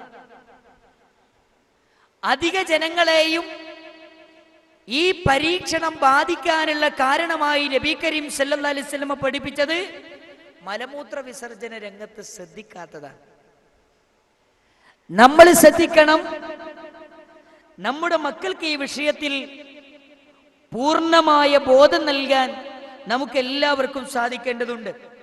അതേപോലെ തന്നെ ഖബറിൽ ശിക്ഷ ലഭിക്കാൻ കാരണമായി തീരുന്ന മറ്റൊരു വിഷയമാണ് നമീമത്ത്. റസൂലുള്ളാഹി സ്വല്ലല്ലാഹു അലൈഹി വസല്ലമ പറഞ്ഞു, മിഅ്റാജിന്റെ രാത്രിയിൽ റസൂലുള്ളാഹി സ്വല്ലല്ലാഹു അലൈഹി വസല്ലമ മലക്കുകളുടെ കൂടെ യാത്ര ചെയ്യുകയാണ്. യാത്ര ചെയ്തുകൊണ്ടിരിക്കുമ്പോൾ മർറൻ നബിയു സല്ലല്ലാഹു അലൈഹി വസല്ലം, അല്ലാഹുവിന്റെ റസൂൽ സഞ്ചരിക്കുകയാ, ഒരു സമൂഹത്തിന്റെ അടുത്തുകൂടെ സഞ്ചരിക്കുകയാ. ലഹും മദ്ഫാറും ബിന്നുഹാസിൻ, അവർക്ക് ചെമ്പുകൾ കൊണ്ടുള്ള നീണ്ട നഖങ്ങളുണ്ട്. അവർക്ക് ചെമ്പുകൾ കൊണ്ടുള്ള നീണ്ട നഖങ്ങളുണ്ട്. റസൂലുള്ള ഒരു സംഘം ആളുകളുടെ അടുത്തൂടെ നടന്നു പോവുക. ആ സംഘം ആളുകളുടെ പ്രത്യേകത എന്താ അറിയോ? അവർക്ക് ചെമ്പുകൾ കൊണ്ടുള്ള നഖങ്ങളുണ്ട്. എന്നിട്ട് അവരെന്താ ചെയ്യുന്നറിയോ? യഹ്മിശൂന വുജൂഹഹും വസുദൂറഹും, ആ ചെമ്പുകൾ കൊണ്ടുള്ള നഖങ്ങളെ കൊണ്ട് അവരുടെ മുഖം അവര് പറിച്ചെടുക്കുന്നു, അവരുടെ തൊലി അവര് പറിച്ചെടുക്കുന്നു, അവരുടെ മാറിടം അവര് പറിച്ചെടുക്കുന്നു. ഇത് കണ്ടപ്പോൾ അല്ലാഹുവിന്റെ റസൂൽ കരീം സല്ലല്ലാഹു അലൈഹി വസല്ലമ ചോദിച്ചു, മൻ ഹൗലാ, ഇവരാരാണ് ജിബ്രീലേ? ഇവരാരാണ്? ഇവരെ എന്തിനാണ് ഈ പരീക്ഷണത്തിന് വിധേയമാക്കിയത് എന്ന് അല്ലാഹുവിന്റെ റസൂൽ അങ്ങ് ചോദിച്ചപ്പോൾ അല്ലാഹുവിന്റെ റസൂലിനോട് പറഞ്ഞു കൊടുക്കുകയാ, അല്ലദീന യഅകുലൂന ലുഹൂമൻ നാസ്, ജനങ്ങളുടെ പച്ചയിറച്ചി തിന്നവരാ, ജനങ്ങളെപ്പറ്റി ഗീബത്ത് പറഞ്ഞവരാ, ജനങ്ങളെപ്പറ്റി നമീമത്ത് പറഞ്ഞവരാ, ജനങ്ങളെപ്പറ്റി വേണ്ടാത്തരങ്ങൾ പറഞ്ഞവരാ, ജനങ്ങളെപ്പറ്റി തോന്നിയാസം പറഞ്ഞവരാ, ജനങ്ങളെപ്പറ്റി ഇല്ലാത്തത് പ്രചരിപ്പിച്ചവരാ, വേണ്ടാത്തത് പറഞ്ഞ് പ്രചരിപ്പിച്ചവരാ. നോക്കണം, എന്താ ചെയ്യുന്നറിയോ? ചെമ്പിന്റെ നഖം മുഖം ഇങ്ങനെ പിച്ചി ചീന്ത, നെഞ്ഞിങ്ങനെ പിച്ചി ചീന്ത, ബ്ലഡ് ഇങ്ങനെ ഒഴുകുക. റസൂലുള്ള ചോദിച്ചു, ആരാ ഇവര്? നമീമത്തിന്റെ ആൾക്കാരാ. സൂക്ഷിക്കണം നമ്മുടെ നാവിനെ. എന്ത് സംസാരിക്കുമ്പോഴും നമ്മൾ സൂക്ഷിക്കണം. ഒരാളെ പറ്റിയും ഗീബത്ത് പറയുന്ന സാഹചര്യം, നമീമത്ത് പറയുന്ന സാഹചര്യം, അപവാദം പറയുന്ന സാഹചര്യം നമ്മുടെ ജീവിതത്തിൽ ഉണ്ടാകാൻ പാടുള്ളതല്ല. കാരണം മുഹമ്മദ് മുസ്തഫ സല്ലല്ലാഹു അലൈഹി വസല്ലമ പറയുന്നുണ്ട്, അത്തദറൂന മൽ മുഫ്ലിസ്, ആരാണ് മുഫ്ലിസ് എന്ന് നിങ്ങൾക്കറിയുമോ എന്ന് സ്വഹാബത്തിനോട് ചോദിച്ചപ്പോൾ സ്വഹാബത്ത് പറയുന്നു, ഞങ്ങളുടെ കൂട്ടത്തിൽ മുഫ്ലിസ് എന്ന് പറഞ്ഞാൽ ഒരു നയാ പൈസ കയ്യിലില്ലാത്തവനാ. 5 പൈസ കയ്യിലില്ലാത്തവരെ പറ്റിയാ ഞങ്ങൾ മുഫ്ലിസ് എന്ന് പറയാ. അപ്പൊ അള്ളാഹുവിന്റെ റസൂൽ പറയാൻ എന്താ പറഞ്ഞു കൊടുക്കുന്നറിയോ? ഇന്നൽ മുഫ്ലിസ മിൻ ഉമ്മത്തി, എന്റെ ഉമ്മത്തിലെ മുഫ്ലിസ് ആരാണെന്നറിയുമോ? യഅതി യൗമൽ ഖിയാമ, നാളെയുടെ ലോകത്തവര് വരും. ബിസ്വലാത്തിൻ, നിസ്കാരവുമായവര് വരും. വസകാത്തിൻ, സകാത്തുമായവര് വരും. വസിയാമിൻ, നോമ്പുമായവര് വരും. എന്റെ ഉമ്മത്തിലെ മുഫ്ലിസ് എന്ന് പറഞ്ഞാൽ ആരറിയോ? അവര് നോമ്പുമായിട്ട് പരലോകത്ത് വരും, സക്കാത്തുമായിട്ട് പരലോകത്ത് വരും, നിസ്കാരമായിട്ട് പരലോകത്ത് വരും, എല്ലാ നന്മയുമായിട്ട് അവർ പരലോകത്ത് വരും. പരലോകത്ത് വരുമെന്ന് മാത്രല്ല, പക്ഷേ ഈ പരലോകത്ത് ഈ നന്മകളൊക്കെ ആയി വന്ന ഈ മനുഷ്യനുണ്ടല്ലോ, ആ മനുഷ്യൻ ഇയാളെ പറ്റി അപവാദം പറഞ്ഞു, മറ്റേയാളെ ഉപദ്രവിച്ചു, മറ്റേയാളുടെ സമ്പത്ത് അന്യായമായി അപഹരിച്ചു, മറ്റേയാളെ കൊന്നു, മറ്റേയാളോട് കടം വാങ്ങിയിട്ട് തിരിച്ചു കൊടുത്തിട്ടില്ല. ഇങ്ങനെയുള്ള ചില തിന്മകളൊക്കെ ഇയാൾ ചെയ്തിട്ടുണ്ട്. അള്ളാഹ് എന്താ ചെയ്യാന്നറിയോ? നാളെ പരലോകത്ത് അള്ളാഹിന്റെ മുന്നിലങ്ങ് എത്തിക്കഴിഞ്ഞാൽ പടച്ചോന്റെ തിരുമുറ്റത്ത് വെച്ചിട്ട് അള്ളാഹ് എന്താ ചെയ്യാന്നറിയോ? നമ്മുടെ അക്രമത്തിനിരയായവരെ മുഴുവനും നമ്മുടെ മുമ്പിൽ ഹാജരാക്കും. നമ്മൾ കടം വാങ്ങിയിട്ട് തിരിച്ചു കൊടുക്കാത്ത ആള്, നമ്മൾ അന്യായമായി പണം അപഹരിച്ച ആള്, അതേപോലെ തന്നെ നമ്മൾ ആരെയൊക്കെ വേദനിപ്പിച്ചിട്ടുണ്ടോ, നമ്മുടെ അക്രമത്തിന് വിധേയരായവരായി ആരൊക്കെ ഉണ്ടോ അവരൊക്കെ നമ്മുടെ മുന്നിൽ കൊണ്ടുവരും. എന്നിട്ട് എന്താ ചെയ്യാന്നറിയോ? എന്നിട്ട് അള്ളാഹ് എന്താ ചെയ്യാന്നറിയോ? എൻ്റെ നിസ്കാരം എടുത്തിട്ട് ഓനക്ക് കൊടുക്കും, എൻ്റെ നോമ്പ് എടുത്തിട്ട് മറ്റൊന്ന് കൊടുക്കും, എൻ്റെ സക്കാത്ത് എടുത്തിട്ട് മറ്റൊന്ന് കൊടുക്കും. എൻ്റെ അക്രമത്തിനിരയായവർക്ക് എൻ്റെ നന്മകൾ മുഴുവനും വീതിച്ചു കൊടുക്കുന്നു. വീതിച്ചു കൊടുക്കുന്നതിൻ്റെ ഇടയിൽ എൻ്റെ നന്മകൾ അങ്ങോട്ട് തീർന്നുപോയി. എന്താ പിന്നെ ചെയ്യാന്നറിയോ? ഇനി എത്ര ആൾക്ക് എനിക്ക് കൊടുക്കാനുണ്ട്, അവരുടെ പാപങ്ങൾ മുഴുവൻ എടുത്തിട്ട് എൻ്റെ തലേക്ക് ഇങ്ങോട്ട് ഇട്ടുതരും. എന്നിട്ട് എന്നെ നേരെ സുമ്മത്തുരി ഹഫിന്നാർ, നരകത്തിലേക്ക് വലിച്ചെറിയും. സുബ്ഹാനല്ലാഹ്. സൂക്ഷിക്കണം നമ്മൾ. ഗീബത്ത് പറയുന്നത് സൂക്ഷിക്കണം, നമീമത്ത് പറയുന്നത് സൂക്ഷിക്കണം, കളവ് പറയുന്നത് സൂക്ഷിക്കണം, ആളുകളെ പറ്റി ആരോപണങ്ങളും പ്രത്യാരോപണങ്ങളും പറയുന്നത് സൂക്ഷിക്കണം. ഇല്ലെങ്കിൽ ബർസഖിയായ ലോകത്ത് തന്നെ അതിന്റെ ശിക്ഷ നമ്മൾ അനുഭവിക്കേണ്ടി വരുമെന്ന് മഹാനായ നബി കരീം സല്ലല്ലാഹു അലൈഹി വസല്ലമ നമ്മളെ പഠിപ്പിക്കുകയാണ്. പിന്നെ നോക്കൂ, റസൂലുള്ള പറയാ, റസൂലുള്ള വീണ്ടും വിശദീകരിക്കുക, സ്വഹാബത്തിന് പറഞ്ഞു കൊടുക്കുക, എന്നോട് മലക്കുകൾ മുന്നോട്ട് നടക്കാൻ പറഞ്ഞു, ഞാൻ വീണ്ടും മുന്നോട്ട് നടന്നു. മുന്നോട്ട് നടന്നപ്പോൾ ഒരു വിശാലമായ സ്ഥലം, വിശാലമായൊരു സ്ഥലം, ആ സ്ഥലത്ത് ഒരു മനുഷ്യനെ നിലത്ത് കിടത്തിയിട്ടുണ്ട്. മറ്റൊരു മനുഷ്യൻ, ആ മനുഷ്യൻ ഒരു വലിയ പാറക്കല്ലുമായി അവിടെ നിൽക്കുന്നുണ്ട്. എന്നിട്ട് ഈ നിൽക്കുന്ന മനുഷ്യൻ എന്താ ചെയ്യുന്നതെന്നറിയോ? ഈ പാറക്കല്ല് വിവസ്ത്രനാക്കി കിടത്തപ്പെട്ട മനുഷ്യന്റെ തലയിലേക്ക് ഈ കല്ലിടുക. കല്ലിടുന്നതോടുകൂടി ആ മനുഷ്യന്റെ തലച്ചോറ് ചിന്നി ചിതറുന്നു, കണ്ണ് രണ്ട് ഭാഗത്തേക്ക് തെറിച്ചു പോകുന്നു, നാവ് പുറത്തേക്ക് തുറുത്തി വരുന്നു.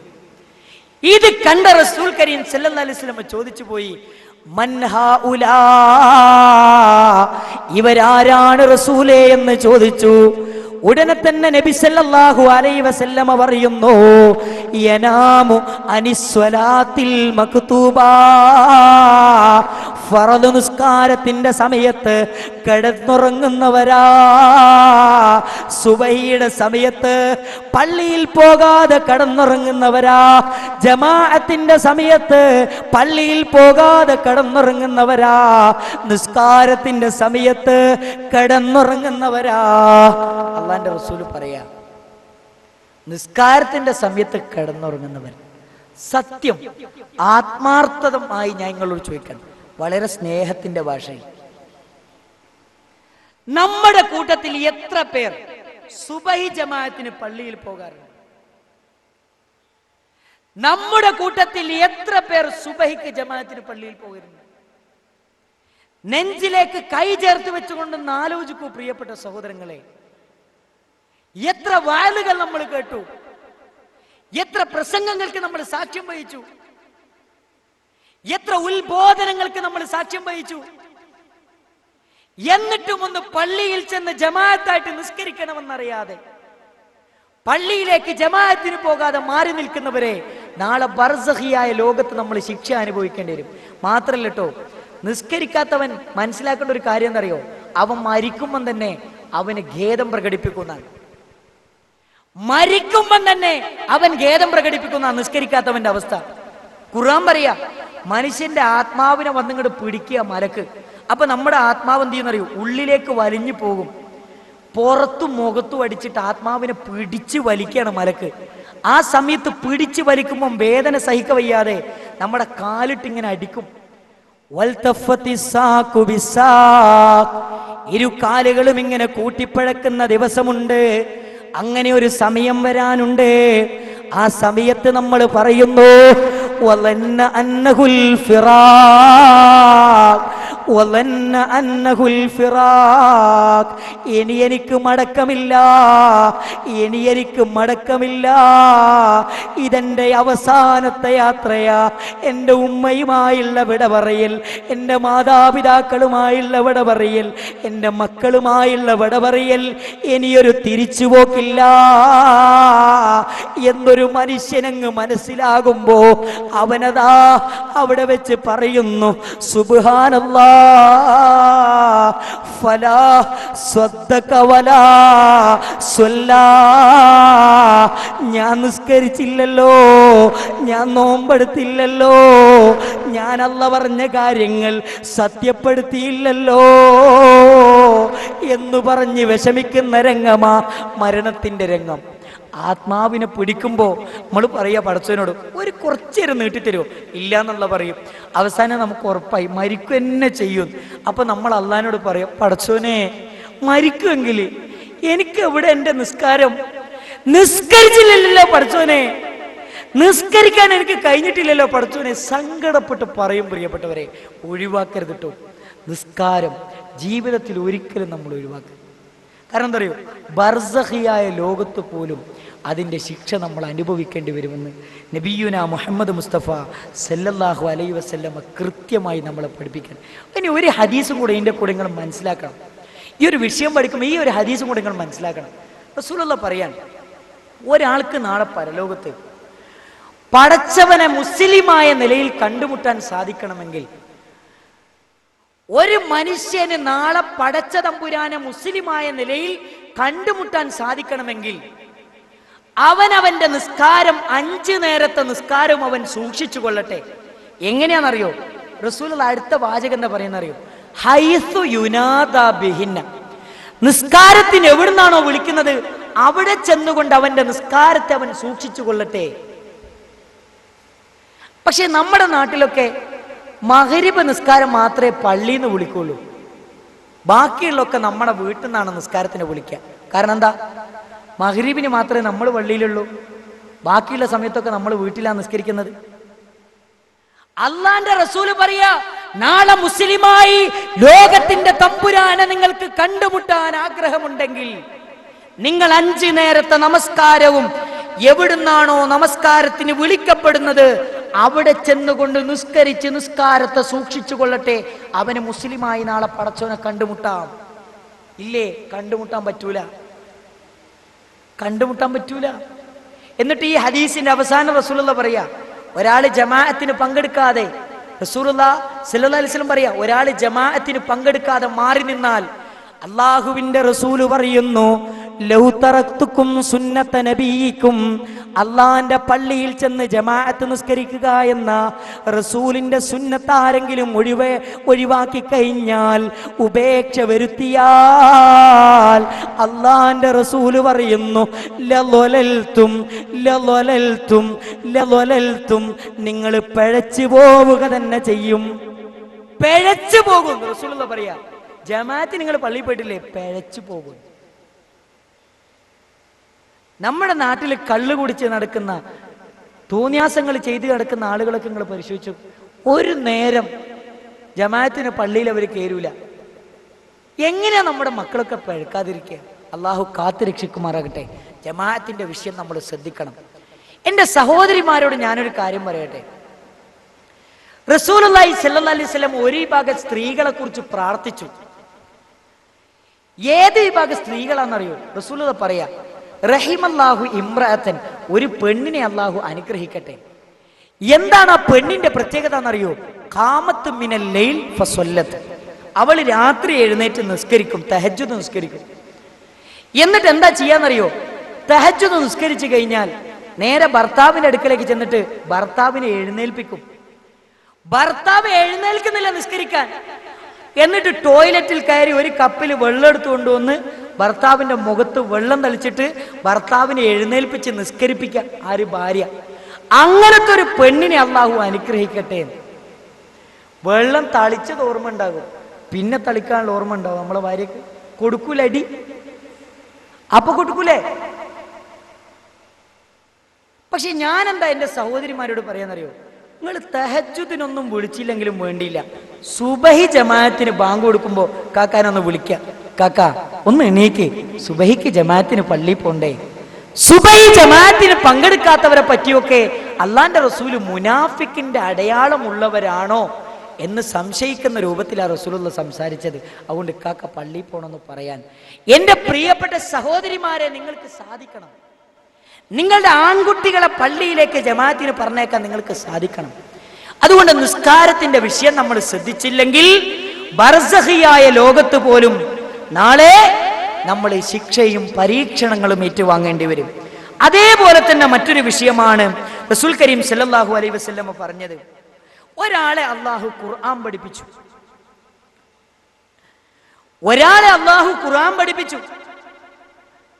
എന്നാൽ അയാൾ രാത്രി ഖുർആൻ പാരായണം ചെയ്യാതെ ഉറങ്ങുന്നു. അയാളുടെ പകലിൽ ഖുർആൻ അനുസരിച്ച് അയാൾ ജീവിക്കുന്നുമില്ല എങ്കിൽ നേരത്തെ പറഞ്ഞ അതേ ശിക്ഷ അവൻ അനുഭവിപ്പിക്കും. എങ്ങനെ? നിലത്ത് കിടത്തിയിട്ട് പാറക്കല്ല് തലയിലേക്ക് ഇടും. അവൻ രാത്രി ഖുർആൻ ഓതുന്നില്ല, പകലിന്റെ സമയങ്ങളിൽ ഖുർആനിന്റെ നിയമങ്ങൾ പാലിക്കുന്നില്ല എങ്കിൽ അവന് ബർസഖിയായ ലോകത്ത് ശിക്ഷയുണ്ട്. എവിടെ നമുക്കൊക്കെ ഖുർആൻ ഓതാൻ സമയം? എവിടെ ഖുർആൻ ഓതാൻ സമയം? ആത്മാർത്ഥമായി ഞാൻ ചോദിക്കട്ടെ, പരിശുദ്ധ റമദാനിന് ശേഷം എത്ര പ്രാവശ്യം അല്ലാഹുവിന്റെ ഖുർആൻ എടുത്തിട്ട് നമ്മൾ തുറന്നിട്ടുണ്ട്? ആത്മാർത്ഥമായിട്ട് ഞാൻ ചോദിക്കുന്നത്.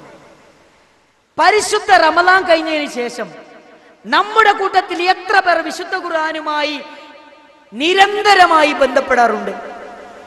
വളരെ പരിമിതമാണ്.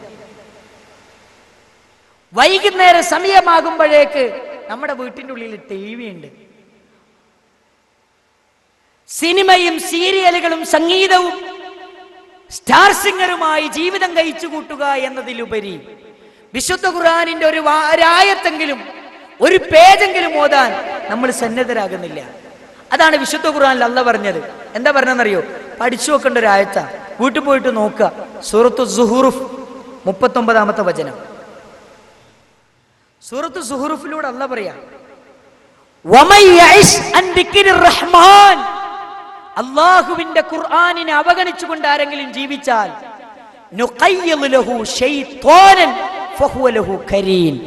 നാം അവരിൽ പിശാചിനെ കൂട്ടാളിയായി നിശ്ചയിച്ചു കൊടുക്കും. ഞാനിപ്പോ ഖുർആൻ ഓതാതെ, ഖുർആൻ പഠിക്കാതെ, ഖുർആനെ പറ്റി ചിന്തിക്കാതെ, ഖുർആൻ ജീവിതത്തെ പകർത്താതെ ജീവിക്കുകയാണെങ്കിൽ അല്ലാഹ് എന്താ ചെയ്യാന്നറിയോ? എനിക്കൊരു പിശാചിനെ കൂട്ടാളിയായിട്ട് നിശ്ചയിക്കും. ഈ പിശാചിന്റെ പണി എന്താ അറിയോ? ഈ പിശാചിന്റെ പണി എന്താ അറിയോ? ഇമാം ഖുർത്തുബി റഹ്മത്തുള്ളാഹി അലൈഹി വിശദീകരിക്കുക, യംനഉഹു അനിൽ ഹലാൽ. ഇവൻ ചെയ്യുന്ന നന്മകളിൽ നിന്നൊക്കെ ഇവനെ തടയാം. ഇവൻ നേരത്തിന് പള്ളിയിൽ നിസ്കരിക്കാൻ ജമാഅത്തിന് പോകലുണ്ടായിരുന്നു. ആ ജമാഅത്തിന് പോകുന്നതിൽ നിന്ന് ഇവനെ തടയും. എന്തൊക്കെ നന്മ ഇവൻ ചെയ്യുന്നുണ്ടോ ആ നന്മയിൽ നിന്നൊക്കെ ശൈത്താൻ ഇവനെ തടയും. ജീവിതത്തിൽ ഇന്നുവരെ എന്തൊക്കെ തിന്മകൾ ചെയ്തിട്ടില്ല ആ തിന്മകൾ മുഴുവനും ചെയ്യാൻ പിശാച് അവനെ പ്രേരിപ്പിക്കും. എപ്പോ? അള്ളാന്റെ ഖുർആൻ കൈവിട്ടാൽ, പരിശുദ്ധ ഖുർആൻ കൈവിട്ടാൽ. നിങ്ങൾ നോക്ക്, നമ്മുടെ വീട്ടിലേക്ക് വരുന്ന നമ്മുടെ മക്കളുടെ മൊബൈൽ ഒന്ന് തുറക്ക്. മക്കളുടെ മൊബൈലിൽ എന്താ ഉള്ളത്? വിശുദ്ധ ഖുർആനിലെ ഒരായത്തെങ്കിലും ഒരു സൂറത്തെങ്കിലും നമ്മുടെ മകന്റെ മൊബൈലുണ്ടോ? ഉമ്മാന്റെ മൊബൈലുണ്ടോ? വാപ്പാന്റെ ഉണ്ടോ? ഇല്ല. എന്താ? ഏറ്റവും ലേറ്റസ്റ്റ് പാട്ട്, ഏറ്റവും ലേറ്റസ്റ്റ് സിനിമയുടെ ഗാനം അല്ലേ? ഈ ഖുർആനിനെ നമ്മൾ കൈവടിഞ്ഞാൽ നാളെ ബർസഖിയായ ലോകത്ത് നമ്മൾ ശിക്ഷ അനുഭവിക്കേണ്ടി വരും. ഒരു സംശയവുമില്ല. അതുകൊണ്ട് ഖുർആനുമായി അഭേദ്യമായ ബന്ധം നമുക്കുണ്ടാകണം. ഒരായത്തും കൂടെ ഞാൻ പറഞ്ഞുതരാം. വിശുദ്ധ ഖുർആനിലെ അല്ലാഹ് പറയാ, യാ അയ്യുഹല്ലദീന ആമനു ഖൂ അൻഫുസകും വഅഹ്ലീകുൻ നാറ. ഈമാനുള്ളവരെ, നിങ്ങൾ നിങ്ങളുടെ സ്വന്തത്തെയും നിങ്ങളുടെ കുടുംബത്തെയും നരകത്തെ തൊട്ട് കാത്തുകൊള്ളുക. എന്നിട്ട് പണ്ഡിതന്മാർ പറയാ, എങ്ങനെയാ നമ്മൾ നമ്മളുടെ കുടുംബത്തെ രക്ഷിക്കുക?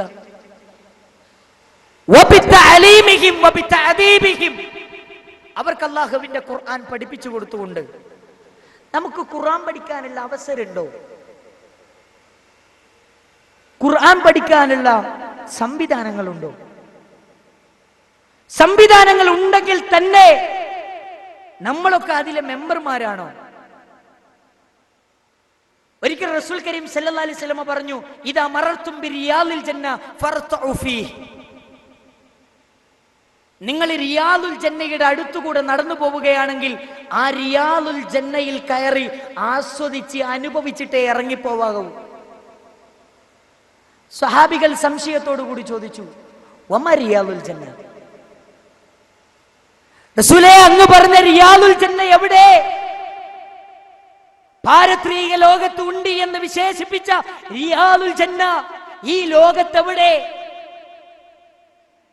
റസൂലുള്ളാഹി സ്വല്ലല്ലാഹു അലൈഹി വസല്ലമയോട് സഹാബികൾ ചോദിച്ചപ്പോൾ അല്ലാഹുവിന്റെ റസൂൽ പറയാ, ദുനിയാവിൽ ഒരു റിയാദുൽ ജന്നയുണ്ട്. അതേതാ അറിയോ? ഹൽഖുൽ ഖുർആനിൽ കരീം. അല്ലാഹുവിന്റെ ഖുർആൻ പഠിപ്പിക്കപ്പെടുന്ന വേദി. ഓരോരുത്തരും ചിന്തിക്കുക, എന്റെ മഹല്ലിൽ റിയാദുൽ ജന്നയുണ്ടോ? 2, എന്റെ മഹല്ലിലെ റിയാദുൽ ജന്നയിലെ മെമ്പറാണോ ഞാൻ? പരിശോധിക്കാം. എന്തിനാണെന്നറിയോ? നാളെയുടെ ലോകത്ത് രക്ഷപ്പെടാൻ, പരലോകത്ത് രക്ഷപ്പെടാൻ. ഒരു സംശയവുമില്ല. അതേപോലെ തന്നെ സഹോദരങ്ങളെ, നമ്മൾ മനസ്സിലാക്കേണ്ട ഒരുപാട് വിഷയങ്ങളുണ്ട്. ചുരുക്കി വരികയാണ്. അതേപോലെ തന്നെ പലിശ. റസൂലുള്ളാഹി സ്വല്ലല്ലാഹു അലൈഹി വസല്ലമ പറയുന്നു, രക്തത്തിന്റെ പുഴ, ആ പുഴയിൽ നിന്ന് ഒരാൾ നീന്തി ഇങ്ങനെ വരികയാണ്. അപ്പൊ കരയിൽ ഒരു മനുഷ്യൻ നിന്നിട്ട് ആ മനുഷ്യൻ നീന്തി ഇങ്ങോട്ടേക്ക് കരക്ക് വരികയാണ്. കരയിൽ നിന്നിട്ട് ഒരു മനുഷ്യൻ ഇങ്ങനെ കല്ല് ശേഖരിച്ചിട്ട് ആ മനുഷ്യന്റെ വായിലേക്ക് ഇങ്ങനെ എറിയാണ്. ഇത് ആവർത്തിച്ചു കൊണ്ടിരിക്കുന്നു. റസൂൽ കരീം സല്ലല്ലാഹു അലൈഹി വസല്ലം ചോദിച്ചു, ആരാണിവർ? അള്ളാഹുവിന്റെ റസൂൽ കരീം സല്ലല്ലാഹു അലൈഹി വസല്ലമക്ക് മറുപടി കൊടുത്തു, പലിശ തിന്നവരാണവർ, പലിശയുമായി ബന്ധപ്പെട്ടവരാണവർ. ജീവിതത്തിന്റെ മുച്ചൂടും പലിശയിൽ ജീവിച്ചു തീർത്തവരാണവർ. അവരാണ് ബർസഖിയായ ലോകത്തെ ഈ പരീക്ഷണം അനുഭവിച്ചു കൊണ്ടിരിക്കുന്നത് എന്ന് മുഹമ്മദ് മുസ്തഫ സല്ലല്ലാഹു അലൈഹി വസല്ലം. പലിശയുമായി നമ്മൾ ബന്ധപ്പെടരുത്. പലിശ എഴുതുവാനോ അതിന് സാക്ഷ്യം നിൽക്കുവാനോ നമ്മുടെ ജീവിതത്തിൽ അവസരമുണ്ടായാൽ നിഷേധിച്ച് അതിൽ നിന്ന് മാറി നിൽക്കാൻ നമുക്ക് സാധിക്കണം. കാരണം പലിശയുടെ ഏറ്റവും താഴെത്തട്ടിലുള്ളത് സ്വന്തം മാതാവിനെ വ്യഭിചരിക്കുന്നതിന് സമാനമാണെന്ന് മുഹമ്മദ് മുസ്തഫ സല്ലല്ലാഹു അലൈഹി വസല്ലം. കൗരവമാണ്. സൂക്ഷിക്കണം നമ്മൾ. ഇനി നമ്മൾ ശ്രദ്ധിക്കേണ്ട മറ്റൊരു വിഷയം എന്താ അറിയോ? റസൂലുള്ള വിശദീകരിച്ചു തരാം. ഒരു മനുഷ്യൻ ആ മനുഷ്യനെ ഇങ്ങനെ നിർത്തിയിട്ടുണ്ട്. എന്നിട്ട് കല്ലൂബ് എന്ന് പറയുന്നൊരു കൊളുത്ത് കൊണ്ട് ആ മനുഷ്യന്റെ ഇവിടെ ആ കൊളുത്തിട്ടിട്ട് ഇവിടുന്ന് ഇങ്ങനെ കീറിയിട്ട് പെരടി വരെ കീറുകയാണ്. അവന്റെ മൂക്കിന്റെ ഒരു ദ്വാരത്തിലൂടെ ഇട്ട് പെരടി വരെ ഇങ്ങനെ പെരടി വരെ. രണ്ടാമത്തേൽ ഇട്ടിട്ട് ഇങ്ങനെ പെരടി വരെ കീറുക. രണ്ടാമത്തേൽ ഇടുമ്പോഴത്തേക്ക് ആദ്യത്തെ പഴയ രൂപത്തിലേക്ക് വരും. വീണ്ടും അതിങ്ങനെ ചെയ്തുകൊണ്ടിരിക്കുക. ചെവിയിലൂടെ ഇട്ട് ഇങ്ങനെ പെരടി വരെ ഇങ്ങനെ കീറുക. ഇത് കണ്ടപ്പോ മഹാനായ നബി കരീം സല്ലല്ലാഹു അലൈഹി വസല്ലമ ചോദിച്ചു പോയി, ആരാണ് ജിബ്രീലേ ഇവരെന്ന് ചോദിച്ചു. ആരാണിവർ? എന്തിനാണ് ഇവരെ ശിക്ഷിക്കുന്നത്? ഉടനെ റസൂലുള്ള പറയാ, ജിബ്രീൽ അലൈഹിസ്സലാം റസൂലുള്ളാഹിക്ക് പറഞ്ഞു കൊടുക്കാൻ, മലക്കുകൾ റസൂലുള്ളാഹിക്ക് വിശദീകരിച്ചു കൊടുക്കാൻ, കള്ളനാണ്. കളവ് സമൂഹത്തിൽ പറഞ്ഞ് പ്രചരിപ്പിക്കുന്നവരാണ്. നാട്ടിലും നാട്ടുകാരിലും കള്ളം പറഞ്ഞ് പ്രചരിപ്പിക്കുന്നവനാണ് ഇവൻ. കള്ളവാർത്തകൾ പ്രചരിപ്പിക്കുന്നവൻ, സംസാരിച്ചാൽ കളവ് മാത്രം പറയുന്നവൻ. അവന് നാളെ ബർസഖിയായ ലോകത്ത് അനുഭവിക്കുന്ന ശിക്ഷയാ. കൊളുത്തിട്ടിട്ട് പെരടി വരെ കീറുക. അതേപോലെ തന്നെ കൊളുത്തിട്ട് പെരടി വരെ കീറുക. സഹോദരങ്ങളെ, അള്ളാഹു നമ്മളെ കാത്തുരക്ഷിക്കുമാറാകട്ടെ. സത്യം മാത്രമേ പറയാവൂ, കളവ് പറയരുത്. പക്ഷേ കളവ് അനുവദിക്കപ്പെട്ട ചില മേഖലകളുണ്ട്. അതിലൊന്നു മാത്രം പറയാം. ചില സമയത്ത് സുൽഹുണ്ടാക്കാൻ നമുക്ക് കളവ് ചിലപ്പം പറഞ്ഞേണ്ടേ വരും. രണ്ടാളുകൾക്കിടയിൽ സുൽഹുണ്ടാക്കാൻ മധ്യസ്ഥത്തിൽ രണ്ടാളുകളെ കിടയിലുള്ള പ്രശ്നം പരിഹരിക്കാൻ ചിലപ്പോൾ ഒരു കളവൊക്കെ പറയേണ്ടി വരും. അതേപോലെ തന്നെ യുദ്ധത്തിന്റെ രംഗം. മൂന്നാമത്തത് ഭാര്യക്ക് ഭർത്താവിനോട്, ഭർത്താവിന് ഭാര്യയോട് കളവ് പറയാം. അതെങ്ങനെ? ഒരു ഉദാഹരണം പറയാം.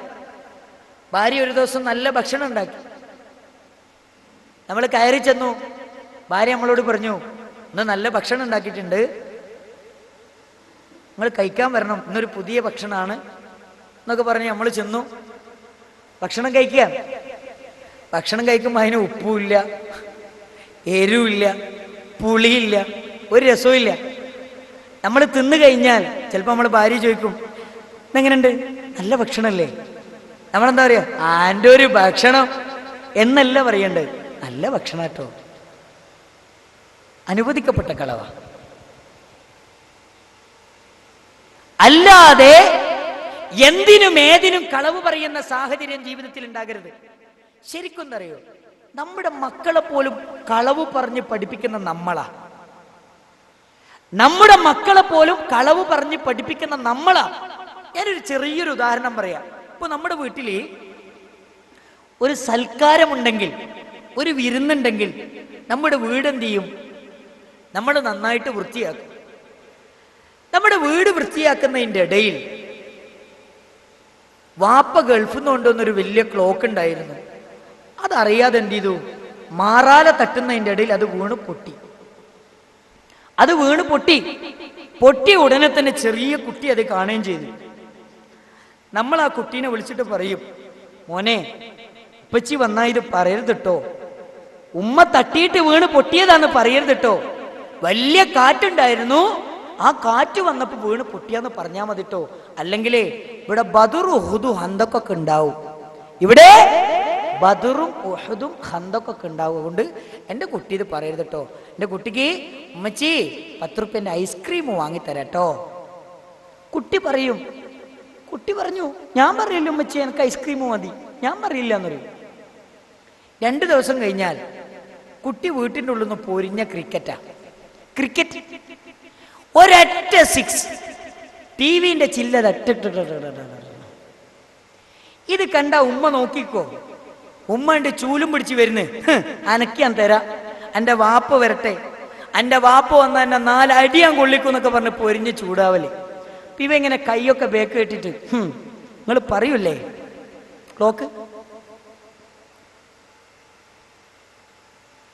ഞാൻ ചെയ്തത് നിങ്ങൾ വാപ്പയോട് പറഞ്ഞാൽ നിങ്ങൾ ക്ലോക്ക് തള്ളിയിട്ട് പൊട്ടിച്ച ഞാനും പറയും. ആരാ കള്ളം പറയാൻ പഠിപ്പിച്ചേ? മാതാപിതാക്കളാ. സൂക്ഷിക്കണം, നമ്മൾ ശ്രദ്ധിക്കണം. നമ്മൾ അംർ ഇബ്നു ആസ് റളിയല്ലാഹു അൻഹുവിന്റെ വീട്ടിലിരിക്കുക റസൂലുള്ളാഹ്. അംർ ഇബ്നു ആസ് റളിയല്ലാഹു അൻഹുവിന്റെ വീട്ടിലിരിക്കുമ്പോൾ അംർ ഇബ്നു ആസിന്റെ വീട്ടിന്റെ മുറ്റത്ത് കളിച്ചുകൊണ്ടിരിക്കുന്ന അംർ ഇബ്നു ആസിനോട് ഉമ്മ ഇങ്ങനെ കൈ ഇങ്ങനെ പിടിച്ചിട്ട് ഉമ്മ മോനെ വിളിക്കുക, മോനെ ഇങ്ങോട്ട് വാ മോനെ എന്ന് പറഞ്ഞ് വിളിച്ചു. അപ്പൊ റസൂലുള്ളാഹി ചോദിച്ചു, നിങ്ങളെ കയ്യിൽ വല്ലതുണ്ടോന്ന് ചോദിച്ചു. ആ ഉമ്മ പറഞ്ഞു ഫീഹി തംറ, എന്റെ കയ്യിൽ കാരക്ക ഉണ്ട്. അള്ളാന്റെ റസൂല് പറഞ്ഞു, നിങ്ങളുടെ കയ്യിൽ ഒന്നുമില്ലാതെയാണ് നിങ്ങളുടെ മകനെ വിളിച്ചതെങ്കിൽ നിങ്ങളെ പടച്ച തമ്പുരാന്റെ അടുക്കൽ കള്ളത്തി എന്ന് രേഖപ്പെടുത്തും. ഒന്നുമില്ലാതെയാണ് മോനെ വിളിച്ചെങ്കിൽ പടച്ചോന്റെ അടുത്ത് നിങ്ങളെ കള്ളത്തി രേഖപ്പെടുത്തും. അപ്പൊ നമ്മുടെ കൂട്ടത്തിൽ എത്ര പേരെ കള്ളനെന്നും കള്ളത്തി എന്നും റബ്ബിന്റെ അടുക്കൽ രേഖപ്പെടുത്തിയിട്ടുണ്ടാകും? വൈകുന്നേരം സ്കൂൾ വിട്ട് ഭക്ഷണം കഴിക്കാതെ കളിക്കാൻ പോകുമ്പോ ലേ പല കള്ളവും പറഞ്ഞ് ലേ അവരെ നമ്മൾ പിടിച്ചു നിർത്തും. വിലയേറിയ സാധനങ്ങൾ എടുത്ത് കളിക്കുമ്പോ പല കള്ളവും പറഞ്ഞ് അത് നമ്മൾ വാങ്ങി വെക്കും. നമ്മൾ ഇഷ്ടപ്പെട്ട ഒരു കാര്യം നമ്മൾ ചെയ്തുകൊണ്ടിരിക്കുമ്പോൾ അതിന് നമ്മുടെ മക്കൾ ഒരു തടസ്സമാണെങ്കിൽ പല കള്ളവും പറഞ്ഞ് അതിൽ നിന്ന് നമ്മുടെ മക്കളെ നമ്മൾ മാറ്റി നിർത്തും. ആരാ കള്ളം പറയാൻ പഠിപ്പിക്കുന്നത്? നമ്മൾ സൂക്ഷിക്കണം. കുട്ടികൾക്ക് ചെറുപ്പത്തിലേ പഠിപ്പിച്ചു കൊടുക്കണം, ഖുലിൽ ഹഖ്ക വലൗ കാന മുറ, സത്യം മാത്രമേ പറയാവൂ, അതെത്ര കൈപ്പുറ്റതാണെങ്കിലും ശരി. നമ്മൾ ശ്രദ്ധിക്കണം. അതേപോലെ തന്നെ സഹോദരങ്ങളെ, നമ്മൾ മനസ്സിലാക്കേണ്ട കുറേ കാര്യമുണ്ട്. അതിലൊന്നാണ് കടം. സഅദ് ബിൻ അത്വൽ റളിയല്ലാഹു അൻഹുവിൽ നിന്ന് ഉദ്ധരിക്കുന്ന ഒരു കാര്യം, ഇത് ശരിക്കും പഠിക്കേണ്ട ഒരു വിഷയമാണ് കേട്ടോ പറയണത്, ശരിക്കും മനസ്സിലാക്കേണ്ട ഒരു വിഷയം ഞാൻ ഇനി പറയണത്. അദ്ദേഹത്തിന്റെ സഹോദരൻ മരിച്ചു, 300 ദിർഹം മാത്രമേ ബാക്കിയുള്ളൂ. റസൂലുള്ളാഹി സ്വല്ലല്ലാഹി അലൈഹി വസല്ലമയോട് സഅദ് ബിൻ അത്വൽ റളിയല്ലാഹു അൻഹു ചെന്ന് ചോദിച്ചു, എന്റെ സഹോദരൻ മരിച്ചു, 300 ദിർഹമേ ബാക്കിയുള്ളൂ, ഞാൻ ആ 300 ദിർഹം എടുത്ത് ആ കുടുംബത്തിന് ചെലവഴിക്കട്ടെ എന്ന് ചോദിച്ചു. ഞാൻ ആ 300 രൂപ എടുത്ത് ആ കുടുംബത്തിന് ചെലവഴിക്കട്ടെ എന്ന് സഹോദരൻ ചോദിച്ചു. ഉടനെ അള്ളാന്റെ റസൂല് പറയാ, ഇന്ന അഖാക മുഹ്തബസുൻ ബിദൈനിഹി ഫഖ്ലി അൻഹു, നിന്റെ കബറിൽ കിടക്കുന്ന സഹോദരൻ സ്വർഗത്തിന്റെ അനുഭൂതികൾ ആസ്വദിക്കുന്നതിൽ നിന്ന് തടയപ്പെട്ടിരിക്കുന്നു അവന്റെ കടം കാരണത്താൽ. റസൂലുള്ളാഹി പറയാ, മോനെ നിന്റെ സഹോദരനില്ലേ, അവൻ കടം തിരിച്ചു കൊടുക്കാത്തതിന്റെ പേരിൽ ഖബറിൽ സ്വർഗത്തിന്റെ അനുഭൂതികൾ ആസ്വദിക്കുന്നതിൽ നിന്ന് തടയപ്പെട്ടിരിക്കുന്നു. അതുകൊണ്ട് പെട്ടെന്ന് അവന്റെ കടം വീട്ടണം. അങ്ങനെ അങ്ങനെ ഞാൻ റസൂലിന്റെ അടുക്കലേക്ക് ചെന്നു, റസൂലിനോട് ചോദിച്ചു. അങ്ങനെ ഞാൻ കടം വീട്ടി. എന്നിട്ട് റസൂലുള്ളാഹിയോട് പറഞ്ഞു, റസൂലേ ഞാൻ അവരുടെ കടം വീട്ടി, എന്റെ സഹോദരന്റെ കടം വീട്ടി. അള്ളാഹുവിന്റെ റസൂൽ അപ്പോഴാണ് പറഞ്ഞത്, ഇപ്പോഴാണ് നിന്റെ സഹോദരൻ ഒന്ന് സമാധാനമായത്, ഇപ്പോഴാണ് നിന്റെ സഹോദരനെ ഒന്ന് സ്വസ്ഥത കിട്ടിയത്, ഇപ്പോഴാണ് ഖബറിൽ കിടക്കുന്ന നിന്റെ സഹോദരനെ ഒന്ന് സമാധാനം കിട്ടിയത്. നോക്ക്, കടം വാങ്ങിയിട്ടുണ്ടോ എഴുതി വെക്കണം. തിരിച്ചു കൊടുക്കാൻ കഴിഞ്ഞിട്ടില്ലേ വസിയത്തായിട്ട് മക്കൾക്ക് എഴുതി വെക്കുക. മക്കളെ, മുഹമ്മദ് കാക്ക് 25,000 റുപ്യ ഞാൻ കൊടുക്കാനുണ്ട്, 2 സാക്ഷികൾ മുഖേന എഴുതി വെക്കുക. ആർക്കാ അതിനൊക്കെ നേരം? കടം എഴുതി വെക്കണമെന്ന് പറയുമ്പോ പരിഹസിക്കും നമ്മൾ. മരിക്കുമ്പോ കടത്തോടു കൂടിയാണ് മരിച്ചതെങ്കിൽ നാളെ ബർസഖിയായ ലോകത്ത് പ്രയാസമാ, അവിടെ ബുദ്ധിമുട്ടാ, സ്വർഗത്തിന്റെ അനുഭൂതികൾ ആസ്വദിക്കാൻ കഴിയില്ല, പ്രയാസങ്ങളുണ്ട്, വിഷമങ്ങളുണ്ട്, പ്രതിസന്ധികളുണ്ട്, പ്രതിബന്ധങ്ങളുണ്ട്. ഇല്ലാതിരിക്കണമെങ്കിൽ മരിക്കുന്നതിന് മുമ്പ് കടം വീട്ടണം. ഇനി ഒരാൾക്ക് കടം വീട്ടാൻ കഴിഞ്ഞില്ലേ, വസിയത്തായിട്ട് എഴുതി വെക്കുക. മഹാനായ ജാബിർ റളിയല്ലാഹു അൻഹുവിന്റെ ഉപ്പ അബ്ദുല്ലാ റളിയല്ലാഹു അൻഹു മരിക്കുന്നതിന്റെ തലേ ദിവസം മോനെ വിളിക്കുക, മോനെ ഈ ദുനിയാവിൽ അള്ളാഹുവിനെയും റസൂലിനെയും കഴിഞ്ഞാൽ ഞാൻ ഏറ്റവും ഇഷ്ടപ്പെടുന്നത് മോനെ, എൻ്റെ പൊന്നാര മോനെ, ഞാൻ നിന്നെയാ. എനിക്ക് മോനോടൊരു കാര്യം പറയാനുണ്ട്. മോനെ, വാപ്പാക്ക് കുറച്ച് കടയുണ്ട്, അതെന്റെ പൊന്നു മോൻ വീട്ടണം. നോക്ക്, മരിക്കുന്നതിന്റെ തലേ ദിവസം പറയാ, നാളെ യുദ്ധത്തിന്റെ രണാങ്കണത്തിൽ ഇറങ്ങിയാൽ ധീരനായി പോരാടി വീരമൃത്യു വരിച്ചാൽ ഈ ഉപ്പ തിരിച്ചു വരില്ല. അതുകൊണ്ട് ഈ വാപ്പാക്ക് കടമുണ്ട്, ആ കടം എന്റെ പൊന്നുമോൻ വീട്ടണമെന്ന് ജാബിർ റളിയല്ലാഹു അൻഹുവിനോട് വാപ്പ പറഞ്ഞു കൊടുക്കുക. പ്രിയപ്പെട്ടവരെ, ഉള്ള കടം നമ്മളൊക്കെ എഴുതി വെച്ചിട്ടുണ്ടോ?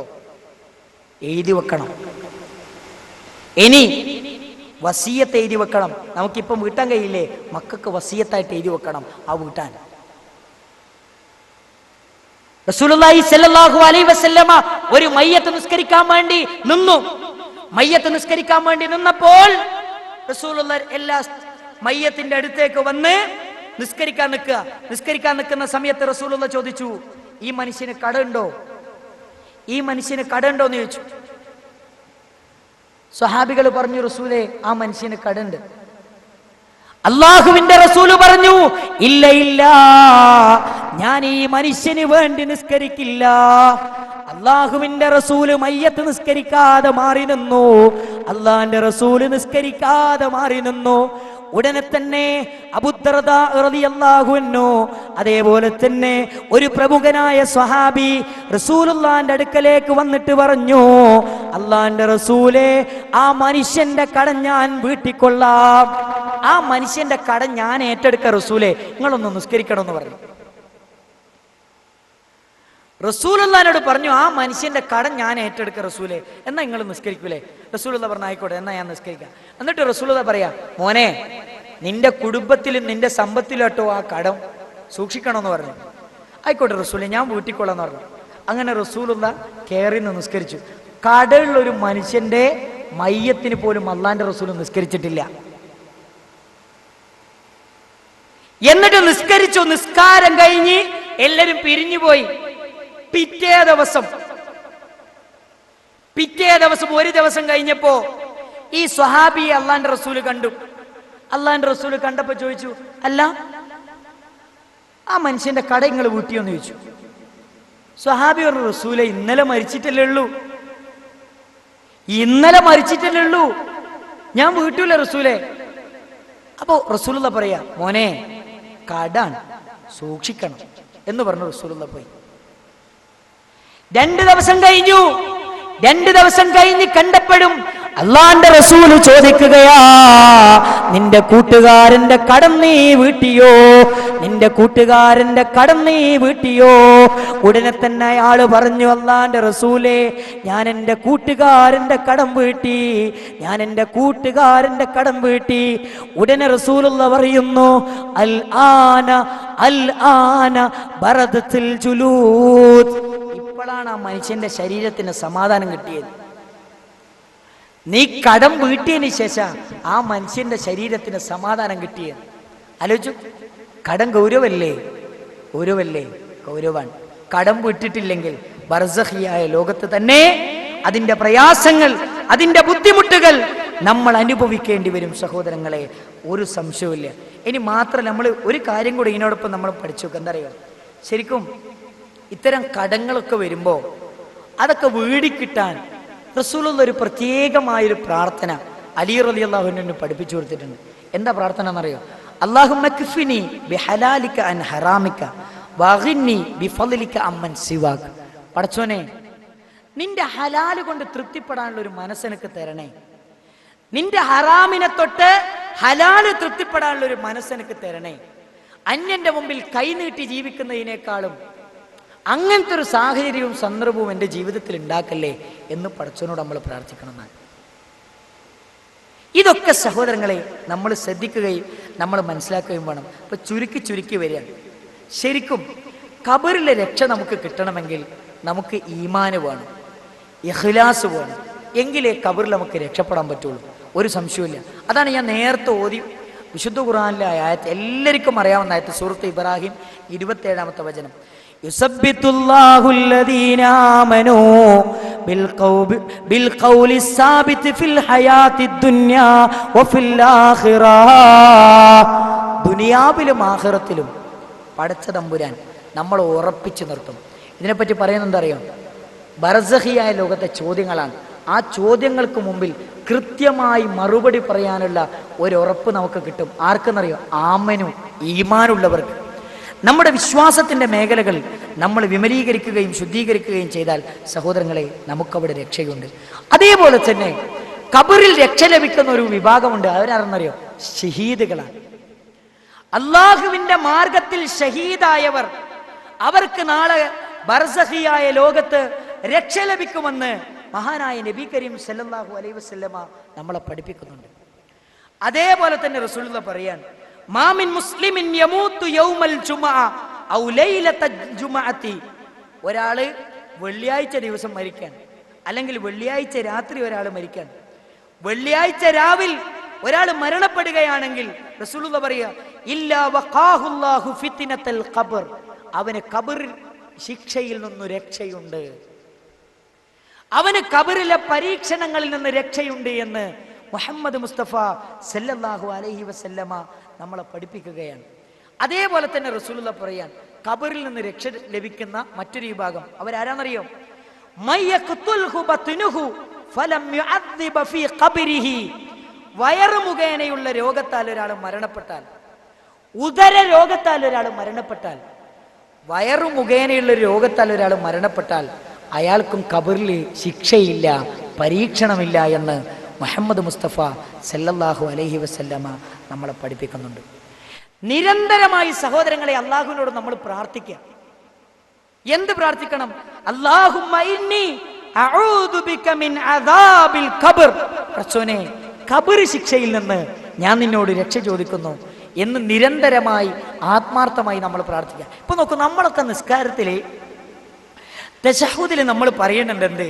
അല്ലാഹുമ്മ ഇന്നി അഊദു ബിക മിൻ അദാബിൽ ഖബർ വമിൻ അദാബിൻ നാരി വമിൻ ഫിത്നത്തിൽ മഹ്യാ അല്ലേ എന്നൊക്കെ നമ്മൾ പറയുന്നുണ്ട്. പക്ഷേ എന്ത് ഖബർ? നമ്മൾ അങ്ങനെ ചൊല്ലിപ്പോവാന്നല്ലാതെ അതിന്റെ അർത്ഥം മനസ്സിലാക്കി അത് ഉൾക്കൊണ്ടുകൊണ്ട് ചൊല്ലാൻ അവിടെ ചോദ്യങ്ങളുണ്ട്. ചോദ്യത്തിന് ഉത്തരം പറഞ്ഞില്ലെങ്കിൽ പ്രയാസങ്ങളാണ്, ബുദ്ധിമുട്ടാണ്, പ്രതിബന്ധമാണ് എന്നൊന്നും മനസ്സിലാക്കാതെയാണ് ഇത് ചൊല്ലുന്നതെങ്കിൽ അതിനെക്കൊണ്ടൊരു അർത്ഥമില്ല. മറിച്ച് ഇതൊക്കെ മനസ്സിലാക്കി നിങ്ങൾ നോക്കൂ, ഈ വിഷയം നമ്മൾ പഠിച്ചതിന് ശേഷം നമ്മൾ ചൊല്ലുകയാണെങ്കിലോ അതിലൊരു ആത്മാർത്ഥത ഉണ്ടാവും, അതിലൊരു ആത്മാർത്ഥത ഉണ്ടാവും.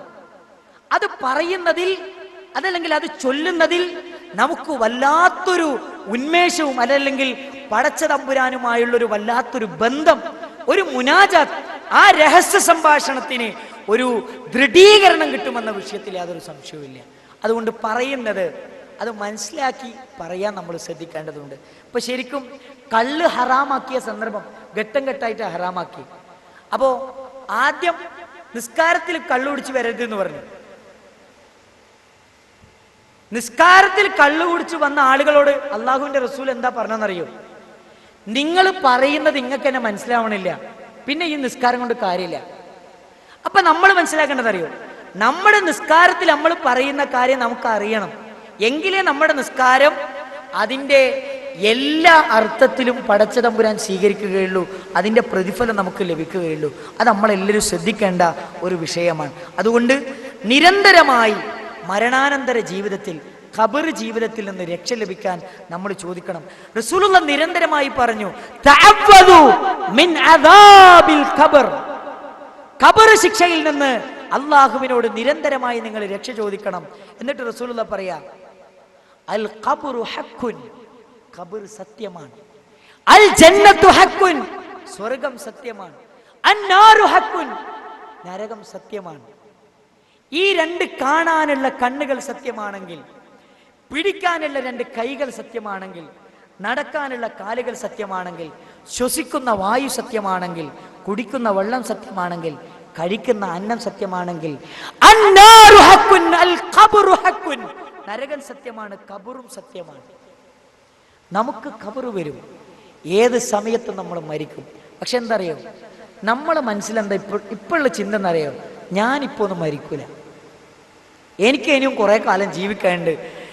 ഞാനിപ്പോൾ ഒരു 28 അല്ലെങ്കിൽ ഒരു 30 വയസ്സ്, എന്തായാലും എൻ്റെ വാപ്പ ഒരു 90 വയസ്സ് വരെ ജീവിച്ചിന്, അത്രയൊന്നുമില്ലെങ്കിൽ ഒരു 80 വയസ്സ് വരെയെങ്കിലും എനിക്ക് ജീവിക്കാൻ പറ്റും എന്നിത്യാദി മിഥ്യാധാരണയിലാണ് നമ്മുടെ ജീവിതം നീങ്ങിക്കൊണ്ടിരിക്കുന്നത്. സഹോദരങ്ങളെ, ഏത് സമയത്തും മരണം വന്ന് വിളിക്കട്ടോ. മരണത്തിന്റെ മലക്ക് വന്ന് ഏത് ഘട്ടത്തിൽ വന്ന് നമ്മുടെ വാതിലിൽ മുട്ടിയാലും, കുല്ലു നഫ്സിൻ ദാഇഖത്തുൽ മൗത്ത്, എല്ലാ മനുഷ്യരും മരണം ആസ്വദിക്കുക തന്നെ ചെയ്യും. എല്ലാ മനുഷ്യരും മരണം ആസ്വദിക്കും. വമാ തദ്രീ നഫ്സുൻ ബിഅയ്യി അർളിൻ തമൂത്ത്, എവിടെ വെച്ച് മരിക്കുമെന്നോ, ഏത് സമയത്ത് മരിക്കുമെന്നോ, ഏത് ഘട്ടത്തിൽ മരിക്കുമെന്നോ ഒരാൾക്കും നിർവചിക്കാൻ കഴിയില്ല. ഒരാൾക്കും പറയാൻ കഴിയില്ല ഞാൻ ഇന്ന സമയത്തെ മരിക്കുള്ളൂ, ഞാൻ അപ്പോഴേ മരിക്കുള്ളൂ, ഒരാൾക്കും പറയാൻ കഴിയില്ല. ലോകത്തിന്റെ ചരിത്രത്തിലുള്ള മഹാന്മാരൊക്കെ മരണമെന്ന യാഥാർത്ഥ്യത്തിന് മുമ്പിൽ കീയൊതുങ്ങിയിട്ടുണ്ടെങ്കിൽ അറിയണം, ഞാനും നിങ്ങളും കീയൊതുങ്ങിയേ മതിയാകുള്ളൂ. ലോകത്ത് നടന്നുകൊണ്ടിരിക്കുന്ന ദുരന്തങ്ങളും ആക്സിഡന്റുകളും അപകടങ്ങളും പ്രകൃതി ദുരന്തങ്ങളും എല്ലാം മനുഷ്യനോട് വിളിച്ചു പറയുന്ന ഒരു സത്യമാണ്. മനുഷ്യ, നീ ദുർബലനാ, നിസ്സഹായനാ, നിന്റെ ജീവിതം നിസ്സാരമാ, ഏത് സമയത്തും ഈ ലോകത്തോട് നീ ഇവിടെ പറയേണ്ടി വരും. ഈ ബോധം എൻ്റെ നിങ്ങളൊക്കെ മനസ്സിലുണ്ടോ? ഉണ്ടാക്കണം. ഈ ബോധം ഇല്ലാത്തതാണ് ജീവിതത്തിൽ നന്മയിൽ അധിഷ്ഠിതമായ ജീവിതം നയിക്കുന്നതിൽ നിന്ന് നമ്മളെ പിറകോട്ട് പിടിച്ചു വലിക്കുന്ന ഏറ്റവും പ്രധാനപ്പെട്ട കാരണം ഈ ചിന്തയില്ലാത്തതാണ്. മരണത്തെക്കുറിച്ചുള്ള ചിന്ത മനസ്സിലുണ്ടോ? ജീവിതത്തിൽ നന്മകളുണ്ട്. ബർസഖിനെ കുറിച്ചുള്ള ചിന്തയുണ്ടോ? ജീവിതത്തിൽ നന്മയുണ്ട്. നിസ്കാരമുണ്ട്, നോമ്പുണ്ട്, ഖുർആൻ പാരായണമുണ്ട്, സംഗീതം ഉപേക്ഷിക്കും, എല്ലാ നല്ല കാര്യങ്ങളും ഉണ്ടാകും. ഈ ചിന്തകളൊക്കെ മനസ്സിൽ വേണം. മരിക്കും എന്നുള്ള ചിന്തയില്ല. എനിക്ക് ഏറ്റവും എന്നെ വല്ലാതെ സ്ട്രൈക്ക് ചെയ്തൊരു മരണം എൻ്റെ ജാബിർ ഖാന്റെ മരണം. ഞാൻ ഏറെ വേദനിച്ചൊരു മരണമായിരുന്നു. 37 വയസ്സുകാരനായ ചെറുപ്പക്കാരൻ. ഞാനന്ന് ഉച്ചക്ക് എൻ്റെ ജാബിർ ഖാനെ ഞാൻ വിളിച്ചിട്ട് പറഞ്ഞു, എനിക്ക് ചില കാര്യങ്ങൾ സംസാരിക്കാനുണ്ട്. എന്നോട് പറഞ്ഞു, മോനെ മഗ്‌രിബിന് ശേഷം എന്നെ വിളിച്ചാൽ മതി. അങ്ങനെ കുറച്ച് കാര്യങ്ങൾ സംസാരിച്ച് മഗ്‌രിബിന് ശേഷം വിളിക്കാൻ വേണ്ടി നിസ്കാരം കഴിഞ്ഞ് വീട്ടിലെത്തി എന്നോട് മറന്നു. ഒരു 7, 7:30, 8 മണി സമയത്തോടടുക്കുമ്പോഴാണ് ഞാൻ വിളിക്കുന്നത്. ഞാൻ വിളിച്ചപ്പോൾ ജാബിർക്ക ഫോൺ എടുക്കുന്നില്ല. സഹോദരങ്ങളെ, അതിനിടയിൽ എന്നെ ഒരുപാട് ആൾക്കാർ വിളിച്ചിട്ട് എന്നോട് ചോദിച്ചു, നിങ്ങൾ വല്ല ആക്സിഡന്റിലും പെട്ടിട്ടുണ്ടോ? നിങ്ങൾക്ക് അപകടം പറ്റി എന്ന് പറഞ്ഞ് ഫോൺ വരുന്നുണ്ട്. എന്താണ് ശരി, നിങ്ങൾക്ക് വല്ല ആക്സിഡന്റും പറ്റിയിട്ടുണ്ടോ എന്ന് ചോദിച്ചു. ഞാൻ പറഞ്ഞു, ഞാൻ എൻ്റെ വീട്ടിലിരിക്കുകയാണ്, എനിക്കൊരു കുഴപ്പമില്ലല്ലോ. എന്നോട് പറഞ്ഞു, നിങ്ങളൊന്ന് പെട്ടെന്ന് ബൈലക്സ് തുറക്കണമെന്ന് പറഞ്ഞു എൻ്റെ ഒരു സുഹൃത്ത് വിളിച്ച്. ഞാൻ പെട്ടെന്ന് ബൈലക്സ് തുറന്നു. ബൈലക്സ് തുറന്നപ്പോൾ എനിക്ക് കേൾക്കാൻ കഴിഞ്ഞത്, ജാബിർ കായക്കൊടി ആക്സിഡൻ്റായി തിരുവനന്തപുരം മെഡിക്കൽ കോളേജ് ICUവിലാണുള്ളത്, കാഷ്വാലിറ്റിയിലാണുള്ളത്. ഇന്നാ ലില്ലാഹി വ ഇന്നാ ഇലൈഹി റാജിഊൻ. ദീർഘനേരം ഞാൻ സ്തബ്ധനായിപ്പോയി. 5 മിനിറ്റിന് ശേഷം ഞാൻ പിന്നെ കേൾക്കുന്നത്, ബൈലക്സിന്റെ അഡ്മിൻ അബൂ ഹിസാം പറയുന്നു, ഇന്നാ ലില്ലാഹി വ ഇന്നാ ഇലൈഹി റാജിഊൻ, ജാബിർ കായക്കൊടി ലോകത്തോട് വിട പറഞ്ഞിരിക്കുന്നു. സുബ്ഹാനല്ലാഹ്. വൈകുന്നേരം വിളിക്കുമെന്നേറ്റ സംസാരിക്കാമെന്നേറ്റ മനുഷ്യനെ വൈകുന്നേരമാകുമ്പോഴേക്കും എൻ്റെ ജീവൻ റബ്ബ് പിടിക്കുമെന്ന ആ ഒരു അറിവ് പോലുമില്ല. ഏത് സമയത്താണ് നമ്മളൊക്കെ പിടിക്കാൻ? ആ മനുഷ്യന്റെ മയ്യത്ത് വീട്ടിലേക്ക് കൊണ്ടുവരുന്നൊരു രംഗമുണ്ടായിരുന്നു സഹോദരങ്ങളെ. അങ്ങ് കാസർഗോഡ് മുതൽ തിരുവനന്തപുരം വരെയുള്ള തൗഹീദിന്റെ പട്ടാളക്കാർ ഒരു സെക്കൻഡ് ആ മയ്യത്തൊന്ന് കാണാൻ, ആത്മാർത്ഥമായി പ്രാർത്ഥിക്കാൻ അവിടെ ഒരുമിച്ച് കൂടിയിരുന്നു. രാത്രി 2:30 മണിക്ക് ആ വീട്ടിലേക്ക് ആ മയ്യത്ത് കൊണ്ടുവന്നപ്പോൾ ജാബിർ ഖാന്റെ മാതാപിതാക്കൾ കരയാൻ, വേദനിക്കുകയാണ് സഹോദരങ്ങളെ. വാപ്പ വന്ന് മയ്യത്ത് കാണുന്ന രംഗം, ഉമ്മ വന്ന് മയ്യത്ത് കാണുന്ന രംഗം സഹോദരങ്ങളെ കരഞ്ഞു പോയ രംഗമായിരുന്നു. എൻ്റെയും നിങ്ങളുടെയൊക്കെ ജീവിതത്തിൽ ഇങ്ങനൊരു ദിവസം വരും. നമ്മുടെ മയ്യത്ത് നമ്മുടെ ഉമ്മാന്റെ മുന്നിൽ വെക്കുന്ന, നമ്മുടെ ഭാര്യയുടെ മുന്നിൽ വെക്കുന്ന, സുഹൃത്തുക്കളുടെ മുന്നിൽ വെക്കുന്ന, എല്ലാവരും ഒരു നോക്ക് നോക്കി എല്ലാവരും മയ്യത്ത് കൊണ്ടുപോകണ്ടേ കബറിലേക്ക് എന്ന് ചോദിക്കുന്നൊരു ദിവസം. ആ ഒരു ദിവസം ഏത് മനുഷ്യനുണ്ടാകും, മറക്കരുത്. അത് മറന്നതാ ഈ സമൂഹത്തിന് സംഭവിച്ച ഏറ്റവും വലിയ അബദ്ധം. എന്റെ പ്രിയപ്പെട്ട സഹോദരി, ജീവിതത്തിൽ അത് നീ മറക്കരുത്. അത് മറന്നതാണ്. അധ്വാനിക്കുന്ന ഭർത്താവിനെ ഉപേക്ഷിച്ച് 24-കാരന്റെ കൂടെ 34-കാരി ഒളിച്ചോടി പോകേണ്ടി വന്ന ഗതികേട്. പ്രവാസ ജീവിതത്തിന്റെ പ്രയാസങ്ങളും പ്രതിബന്ധങ്ങളും അനുഭവിച്ച് കഷ്ടപ്പെട്ട് ജീവിക്കുന്ന ഭർത്താവിനോട് നന്ദി കേട് കാണിച്ച് സുഹൃത്തിനെ മൊബൈലിൽ വിളിച്ച് കൊഞ്ചുന്ന പെണ്ണെ, നീ അറിയണം, നീ ഒരു ദിവസം മരിക്കും. നീ ഒരു ദിവസം റബ്ബിന്റെ വിധിക്ക് കീഴൊതുങ്ങും. അങ്ങനെ ഒരു ദിവസം നിനക്ക് വരാനുണ്ട്. എനിക്ക് സങ്കടം തോന്നുന്നത് എന്താ അറിയാം? 5 പെൺമക്കളുള്ളൊരു ഉമ്മ, 5 പെൺമക്കളുള്ളൊരു ഉമ്മ, 5 പെൺകുട്ടികളുള്ള ഉമ്മ, 2 വയസ്സിന്റെ വ്യത്യാസമുള്ള കുട്ടികൾ. മൂത്ത കുട്ടി 10ാം ക്ലാസ്സിൽ. 38 വയസ്സുള്ള ഈ ഉമ്മ 25-കാരനായ ഓട്ടോ ഡ്രൈവറുടെ കൂടെ ഒളിച്ചോടിപ്പോയി. എന്തു പറ്റി സമൂഹത്തിന്? ഞാൻ ആത്മാർത്ഥമായി പറയുന്നു, പരലോകത്തെക്കുറിച്ചുള്ളൊരു ബോധം ഇവർക്കില്ല. പഠിപ്പിച്ചു കൊടുക്കണം. ആഖിറത്തിനെ കുറിച്ചുള്ള ചിന്ത എടുത്തു മാറ്റപ്പെട്ടു പോയി. പണ്ട് കാലത്തൊക്കെ പുരുഷന്മാര് സ്ത്രീകളെ വളക്കുകയായിരുന്നു പരിപാടി. പുരുഷന്മാര് സ്ത്രീകളെ പിന്നാലെ നടന്നിട്ട് വശീകരിക്കുന്ന സമ്പ്രദായമായിരുന്നു നമ്മുടെ സമൂഹത്തിൽ ഉണ്ടായിരുന്നത്. ഇന്ന് നേരെ തിരിച്ചാ. പെണ്ണിറങ്ങിയിട്ട് ആണിനെ എങ്ങോട്ട് വശീകരിക്കാം. എല്ലാവരുടെ മൊബൈലൊന്നും എടുത്തു നോക്ക്. പുതിയൊരു പാട്ട് വന്നിട്ടുണ്ടല്ലോ. എന്താ? നാദാപുരത്തെ പെണ്ണുങ്ങളെ കണ്ടുക്ക, ഇല്ലെങ്കിൽ വാ. തലശ്ശേരിത്തെ പെണ്ണുങ്ങളെ കണ്ടുക്ക, ഇല്ലെങ്കിൽ വാ. മാഹിത്തെ പെണ്ണുങ്ങളെ കണ്ടുക്ക, ഇല്ലെങ്കിൽ വാ. ഇങ്ങോട്ട് വന്നോളി. അങ്ങോട്ട് മാടി വിളിക്കുന്ന സമ്പ്രദായം എവിടെ എത്തി ഈ ഉമ്മത്തിന്റെ? ഇത് വാട്സപ്പുകളിലൂടെ, ഫേസ്ബുക്കുകളിലൂടെ മാറി മാറി ഈ സ്വഭാവം നമ്മുടെ സഹോദരിമാരിൽ ഉണ്ടായിക്കൊണ്ടിരിക്കുന്ന ദുരന്തങ്ങൾ. ഇതൊന്നും നിസ്സാരവൽക്കരിക്കേണ്ട കാര്യമല്ല, വളരെ ഗൗരവത്തിൽ ചിന്തിക്കേണ്ടിയ. നമ്മുടെ കൂടെ കിടക്കുന്ന നമ്മുടെ പ്രിയപ്പെട്ട പ്രാണപ്രേയസി, ജീവിതതുല്യം നമ്മൾ സ്നേഹിക്കുന്ന, ജീവിതത്തിൽ താങ്ങും തണലുമായി നമ്മൾ കാണുന്ന, ജീവിതത്തിൽ ഒരുപാട് നൊമ്പരങ്ങൾക്ക് മുമ്പിൽ പ്രതീക്ഷകൾ നമുക്ക് നട്ടുവളർത്തി തന്ന നമ്മുടെ പ്രിയപ്പെട്ട ഭാര്യ. ആ ഭാര്യ ഒരു നാളിൽ മറ്റൊരുവന്റെ കടപ്പറയിൽ പങ്കിട്ടു എന്ന് പറയുമ്പോൾ സഹിക്കോ? ഇങ്ങനത്തെ ഒരു ദുരന്തം ഇന്നലകളിൽ അവിടെ നടന്നു ഇവിടെ നടന്നു എന്ന് പറയുന്നതിന് പകരം നാളെ നമ്മുടെ വീട്ടിലെ, നമ്മുടെ അടുക്കളയിലെ, നമ്മുടെ ബെഡ്റൂമിൻ്റെ വാർത്തകൾ സമൂഹത്തിൽ പ്രചരിക്കുമ്പോൾ ഓർത്തോ, ഇല്ലാതിരിക്കണമെങ്കിൽ എനിക്ക് ആഖിറത്തിനെ കുറിച്ചുള്ള ചിന്ത വേണം, എനിക്ക് പരലോകത്തെക്കുറിച്ചുള്ള ബോധം വേണം. എൻ്റെ ഭാര്യക്കത് വേണം, എൻ്റെ ഭാര്യക്കത് വേണം. ഭാര്യ പുറത്തിറങ്ങുമ്പോ മാറ് കാണിച്ച ഡ്രസ്സാണെങ്കിൽ, തലമറക്കാത്ത ഡ്രസ് വഹിച്ചുകൊണ്ടാണെങ്കിൽ ഭാര്യയോട് പറയണം, മോളെ വേണ്ട, പുറത്തിറങ്ങണ്ട, ഇവിടെ ഒന്നോ. ഈ ചങ്കൂറ്റം കാണിക്കുന്ന എത്ര ഭർത്താക്കന്മാർ നമ്മുടെ നാട്ടിലുണ്ട്?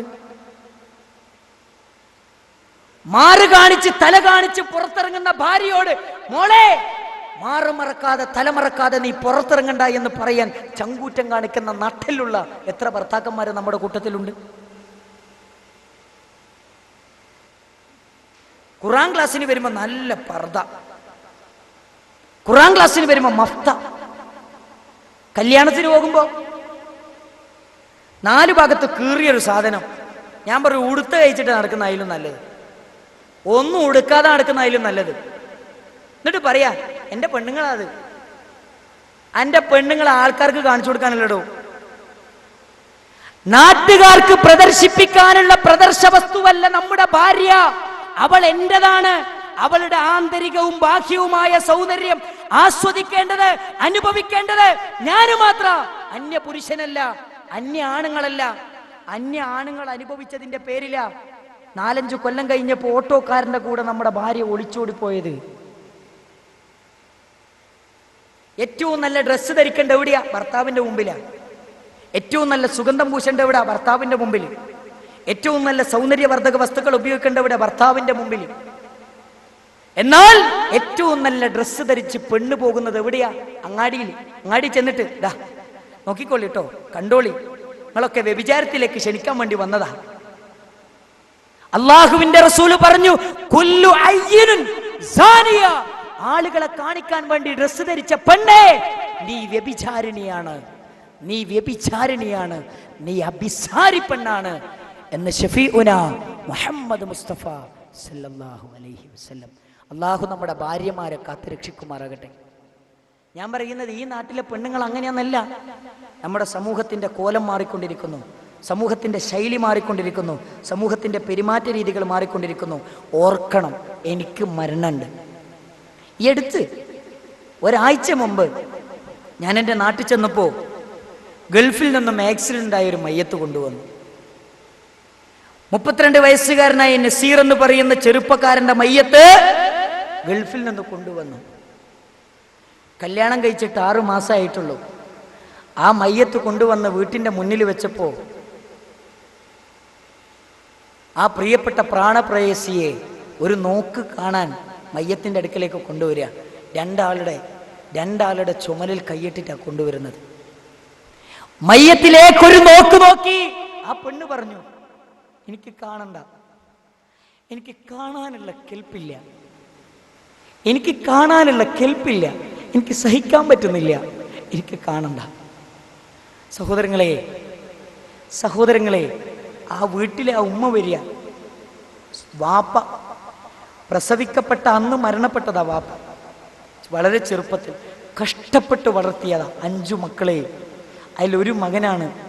ആ മകന്റെ മുഖത്ത് നോക്കിയിട്ട് ഉമ്മ പറയാ, നൊന്തു പ്രസവിച്ച, അമ്മിഞ്ഞപ്പാല് നൽകിയ, വയറിൽ വേദന അനുഭവിച്ച, ലേബർ റൂമിന്റെ ഇരു ചുമരുകൾക്കിടയിൽ വേദനകൾ കടിച്ചമർത്തി പ്രസവിച്ച ആ ഉമ്മ പറയാ, പൊന്നുമോനെ, ഞാൻ നിന്നോട് പറഞ്ഞില്ലേ, എന്തിനാ നീ പോയത്, നീ പോണ്ടാന്ന് ഞാൻ നിന്നോട് പറഞ്ഞില്ലേ എന്ന് പറഞ്ഞ് മകന്റെ മുഖത്ത് വീണ് മുത്തം കൊടുത്ത് ആ ഉമ്മ യാത്രയാക്കുന്ന രംഗം ആലോചിക്കണം.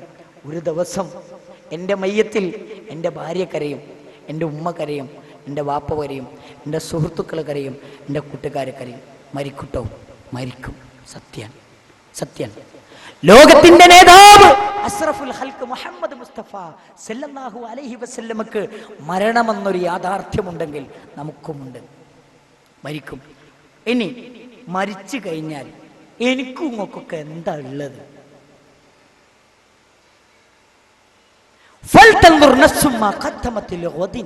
നാളത്തേക്ക് വേണ്ടി നമുക്ക് എന്തുണ്ട്? അവിടെ മലക്കുകൾ വന്ന് മൻ റബ്ബുക എന്ന് ചോദിക്കുമ്പോൾ, ആരാണ് നിന്റെ റബ്ബെന്ന് ചോദിക്കുമ്പോൾ, ഖുർആന് പഠിക്കാത്ത, ഹദീസ് പഠിക്കാത്ത എങ്ങനെയാ നമ്മൾ റബ്ബി അല്ലാഹ് എന്ന് പറയാ? അള്ളാഹിനെ പറ്റി അറിയോ? നിങ്ങൾ ചോദിക്ക്, പ്രിയപ്പെട്ട മോനെ വിളിച്ചിട്ട്, മോനെ അല്ല എവിടെ? പ്രിയപ്പെട്ട മോനെ വിളിച്ചിട്ട് ചോദിക്ക്, മോനെ അല്ല എവിടെ? ഭാര്യനെ വിളിച്ചിട്ട് ചോദിക്ക്, മോളെ അല്ല എവിടെ? മോള് പറയും, ഭാര്യ പറയും അല്ല എല്ലായിടത്തും ഉണ്ട്. മോന് പറയും അല്ല എല്ലായിടത്തും ഉണ്ട്. ആണോ? റസൂലുള്ളാഹി സ്വല്ലല്ലാഹു അലൈഹി വസല്ലമയുടെ അടുക്കലേക്ക് ഒരടിമ പെണ്ണിനെ സ്വതന്ത്രയാക്കാൻ വേണ്ടി കൊണ്ടുവന്നപ്പോൾ അള്ളാഹുവിന്റെ റസൂല് പറഞ്ഞു, ഇവള് മുസ്ലിമാണോ മുസ്ലിമല്ലേ എന്ന് പരിശോധിച്ചിട്ടേ സ്വതന്ത്രയാക്കാൻ പാടുള്ളൂ. അള്ളാഹുവിന്റെ റസൂൽ ഈ പെണ്ണിനോട് ചോദിച്ച ചോദ്യം എന്താ? മോളെ മൻ റബ്ബുക, ആരാണ് നിന്റെ റബ്ബെന്ന് ചോദിച്ചു. ആരാണ് നിന്റെ റബ്ബെന്ന് ചോദിച്ചു. ഉടനെ തന്നെ പെണ്ണ് പറഞ്ഞു, റബ്ബി അല്ലാ, റബ്ബി അല്ലാ, എന്റെ റബ്ബല്ലയാ, എന്റെ റബ്ബല്ലയാ. രണ്ടാമത് റസൂലുള്ള ചോദിക്കുകയാ, മൻ അനാ, മോളെ ഞാനാരാ എന്ന് റസൂലുള്ള അങ്ങ് ചോദിച്ചപ്പോ ഉടനെ തന്നെ പെണ്ണ് പറയുന്നു, അൻത റസൂലുള്ളാഹ്, അങ്ങ് അല്ലാഹുവിന്റെ റസൂലാണ്. ഈ രണ്ട് മറുപടിയും കിട്ടിയപ്പോ റസൂലുള്ള എന്താ പറഞ്ഞെന്നറിയോ? ഫഅതിഖ്ഹാ ഫഇന്നഹാ മുഅ്മിന, മോചിപ്പിച്ചോ, അതൊരു മുഅ്മിനത്തായ പെണ്ണ.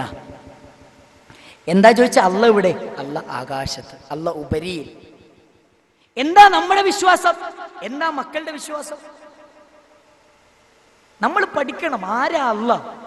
അല്ല എന്ന് പറയുന്ന ദ്വിവചനമില്ലാത്ത, ബഹുവചനമില്ലാത്ത, ലോകത്തിന്റെ ചരിത്രത്തിൽ ഇന്നുവരെ ഒരു ഭാഷക്ക് നിർവചനം പറയാൻ കഴിയാത്ത ഈ അല്ലാ എന്ന പദം എന്താണ്? അതിന്റെ ഉള്ളറകളിലേക്ക് ഇറങ്ങി വരാൻ നമുക്ക് സാധിക്കണം. ആദം നബി അലൈഹിസ്സലാമിന്റെ രണ്ടു മക്കൾ ഹാബീലും കാബീലും, രണ്ടുപേരും ബലിയർച്ചു. ഹാബീലിൻ്റെത് പഠിച്ചോ സ്വീകരിച്ചു, കാബീലിൻ്റെ സ്വീകരിച്ചില്ല. അപ്പൊ കാബീൽ എന്താ ചെയ്തെന്നറിയോ? കാബീലിന് ദേഷ്യം വന്നു, അസൂയ വന്നു. കാബീൽ ഹാബീലിന്റെ കഴുത്തിന് പോയി പിടിക്കുക, കൊല്ലാൻ വേണ്ടി. ആ സമയത്ത് ഹാബീൽ പറയാ, കാക്ക എന്നെ കൊല്ലാൻ രണ്ട് കയ്യും നീട്ടി നിങ്ങൾ എൻ്റെ അടുത്തേക്ക് വരികയാണല്ലോ, ഇല്ലട്ടോ എൻ്റെ കൈ ഞാൻ നീട്ടൂല. എൻ്റെ ഇരു കൈകളും നീട്ടി നിങ്ങളെ കൊല്ലാൻ ഞാൻ നിങ്ങളിലേക്ക് വരില്ല. കാരണം ഇന്നി അഖാഫുല്ലാഹ റബ്ബൽ ആലമീൻ, ഞാൻ ലോകത്തിന്റെ രക്ഷിതാവിനെ പേടിക്കുന്നു, ഞാൻ ലോകത്തിന്റെ രക്ഷിതാവിനെ പേടിക്കുന്നു, ഞാൻ ലോകത്തിന്റെ രക്ഷിതാവിനെ പേടിക്കുന്നു. ഹാബീൽ അള്ളാനെ മനസ്സിലാക്കി. ഈ അള്ളാനെ മനസ്സിലാക്കാൻ നമുക്ക് കഴിഞ്ഞിട്ടുണ്ടോ? മൊബൈൽ ഉപയോഗിക്കുമ്പോൾ, കമ്പ്യൂട്ടർ ഉപയോഗിക്കുമ്പോൾ, നമ്മൾ ഒറ്റക്കാകുമ്പോൾ ഈ അള്ളാനെ സൂക്ഷിക്കാൻ നമുക്ക് സാധിച്ചിട്ടുണ്ടോ? ഈ ബേജാറ് നമ്മളൊക്കെ മനസ്സിലുണ്ടോ? ഇല്ലേ, അള്ളാനെ പറ്റി പഠിച്ചിട്ടില്ല കേട്ടോ. പഠിക്കണം നമ്മൾ. ഞാനും പഠിച്ചിട്ടില്ല, പഠിച്ചു തുടങ്ങുന്നേ ഉള്ളൂ. എല്ലാവരും പഠിക്കണം. നമ്മളെല്ലാവരും താലിബുൽ ഇൽമാണ്, അറിവന്വേഷിക്കുന്നവരാണ്. പഠിക്കണം. കിട്ടുന്ന അവസരങ്ങൾ മുതലാക്കി ദീനിന്റെ ഹൽക്കകളിൽ പങ്കെടുത്ത്, ഇതൊക്കെ റിയാലുൽ ജന്നയാണ്. അള്ളാഹു അനുഗ്രഹിക്കുമാറാകട്ടെ. മാലാകമാരുടെ സാന്നിധ്യമുള്ള സദസ്സുകൾ നിങ്ങൾ നോക്കൂ.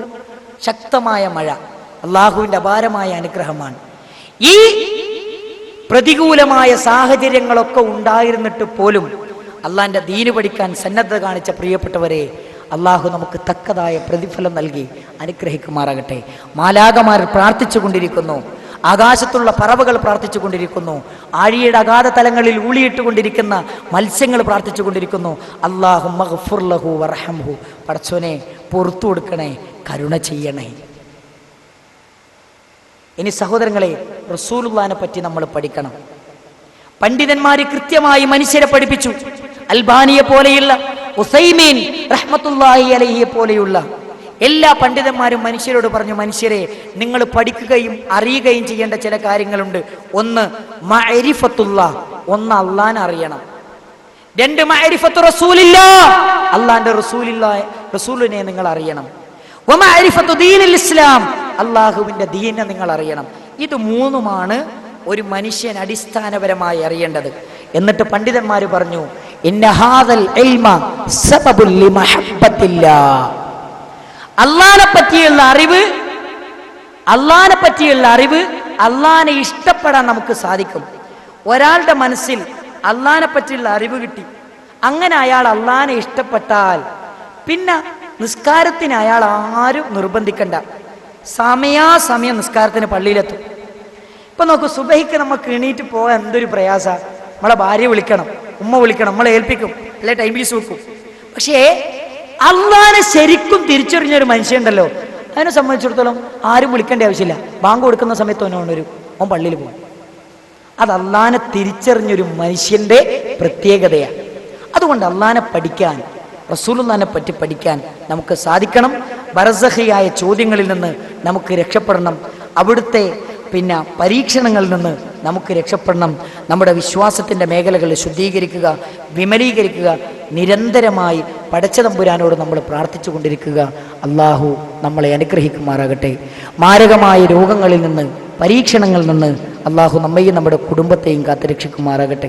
വിവാഹപ്രായമെത്തിയിട്ടും വിവാഹം ചെയ്തയിക്കാൻ കഴിയാതെ ധാരാളക്കണക്കിന് പെൺകുട്ടികൾ കണ്ണീര് കുടിച്ച് ജീവിക്കുന്നുണ്ട്. അവർക്കെല്ലാം അനുയോജ്യരായ ഭർത്താക്കന്മാരെ നൽകി അള്ളാഹു അനുഗ്രഹിക്കുമാറാകട്ടെ.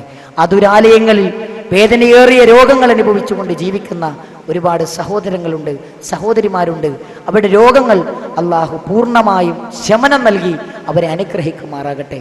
അത്തരം രോഗങ്ങളിൽ നിന്ന്, പ്രകൃതി ദുരന്തങ്ങളിൽ നിന്ന്, ആക്സിഡന്റുകളിൽ നിന്ന്, അപകടങ്ങളിൽ നിന്ന് അള്ളാഹു നമ്മയും നമ്മുടെ കുടുംബത്തെയും കാത്തുരക്ഷിക്കുമാറാകട്ടെ. നമ്മുടെ മക്കളെ അള്ളാഹു ആദരണീയ മക്കളാക്കി, അവനെ ഇഷ്ടപ്പെടുന്ന മക്കളാക്കി, ദീനിനു വേണ്ടി ഖിദ്മത്ത് ചെയ്യുന്ന മക്കളാക്കി അള്ളാഹു മാറ്റിത്തരുമാറാകട്ടെ. ഇഹലോകത്തും പരലോകത്തും ഉപകരിക്കുന്ന മക്കളാക്കി നമ്മുടെ മക്കളെ അള്ളാഹു മാറ്റിത്തരുമാറാകട്ടെ. നമ്മളിൽ നിന്ന് മരണപ്പെട്ടു പോയ മാതാപിതാക്കൾ, സഹോദരങ്ങൾ, സുഹൃത്തുക്കൾ, ബന്ധുക്കൾ, അവരുടെ കബറുകടകൾ അള്ളാഹു സ്വർഗത്തിൻ്റെ പൂന്തോപ്പാക്കി മാറ്റിക്കൊടുക്കുമാറാകട്ടെ.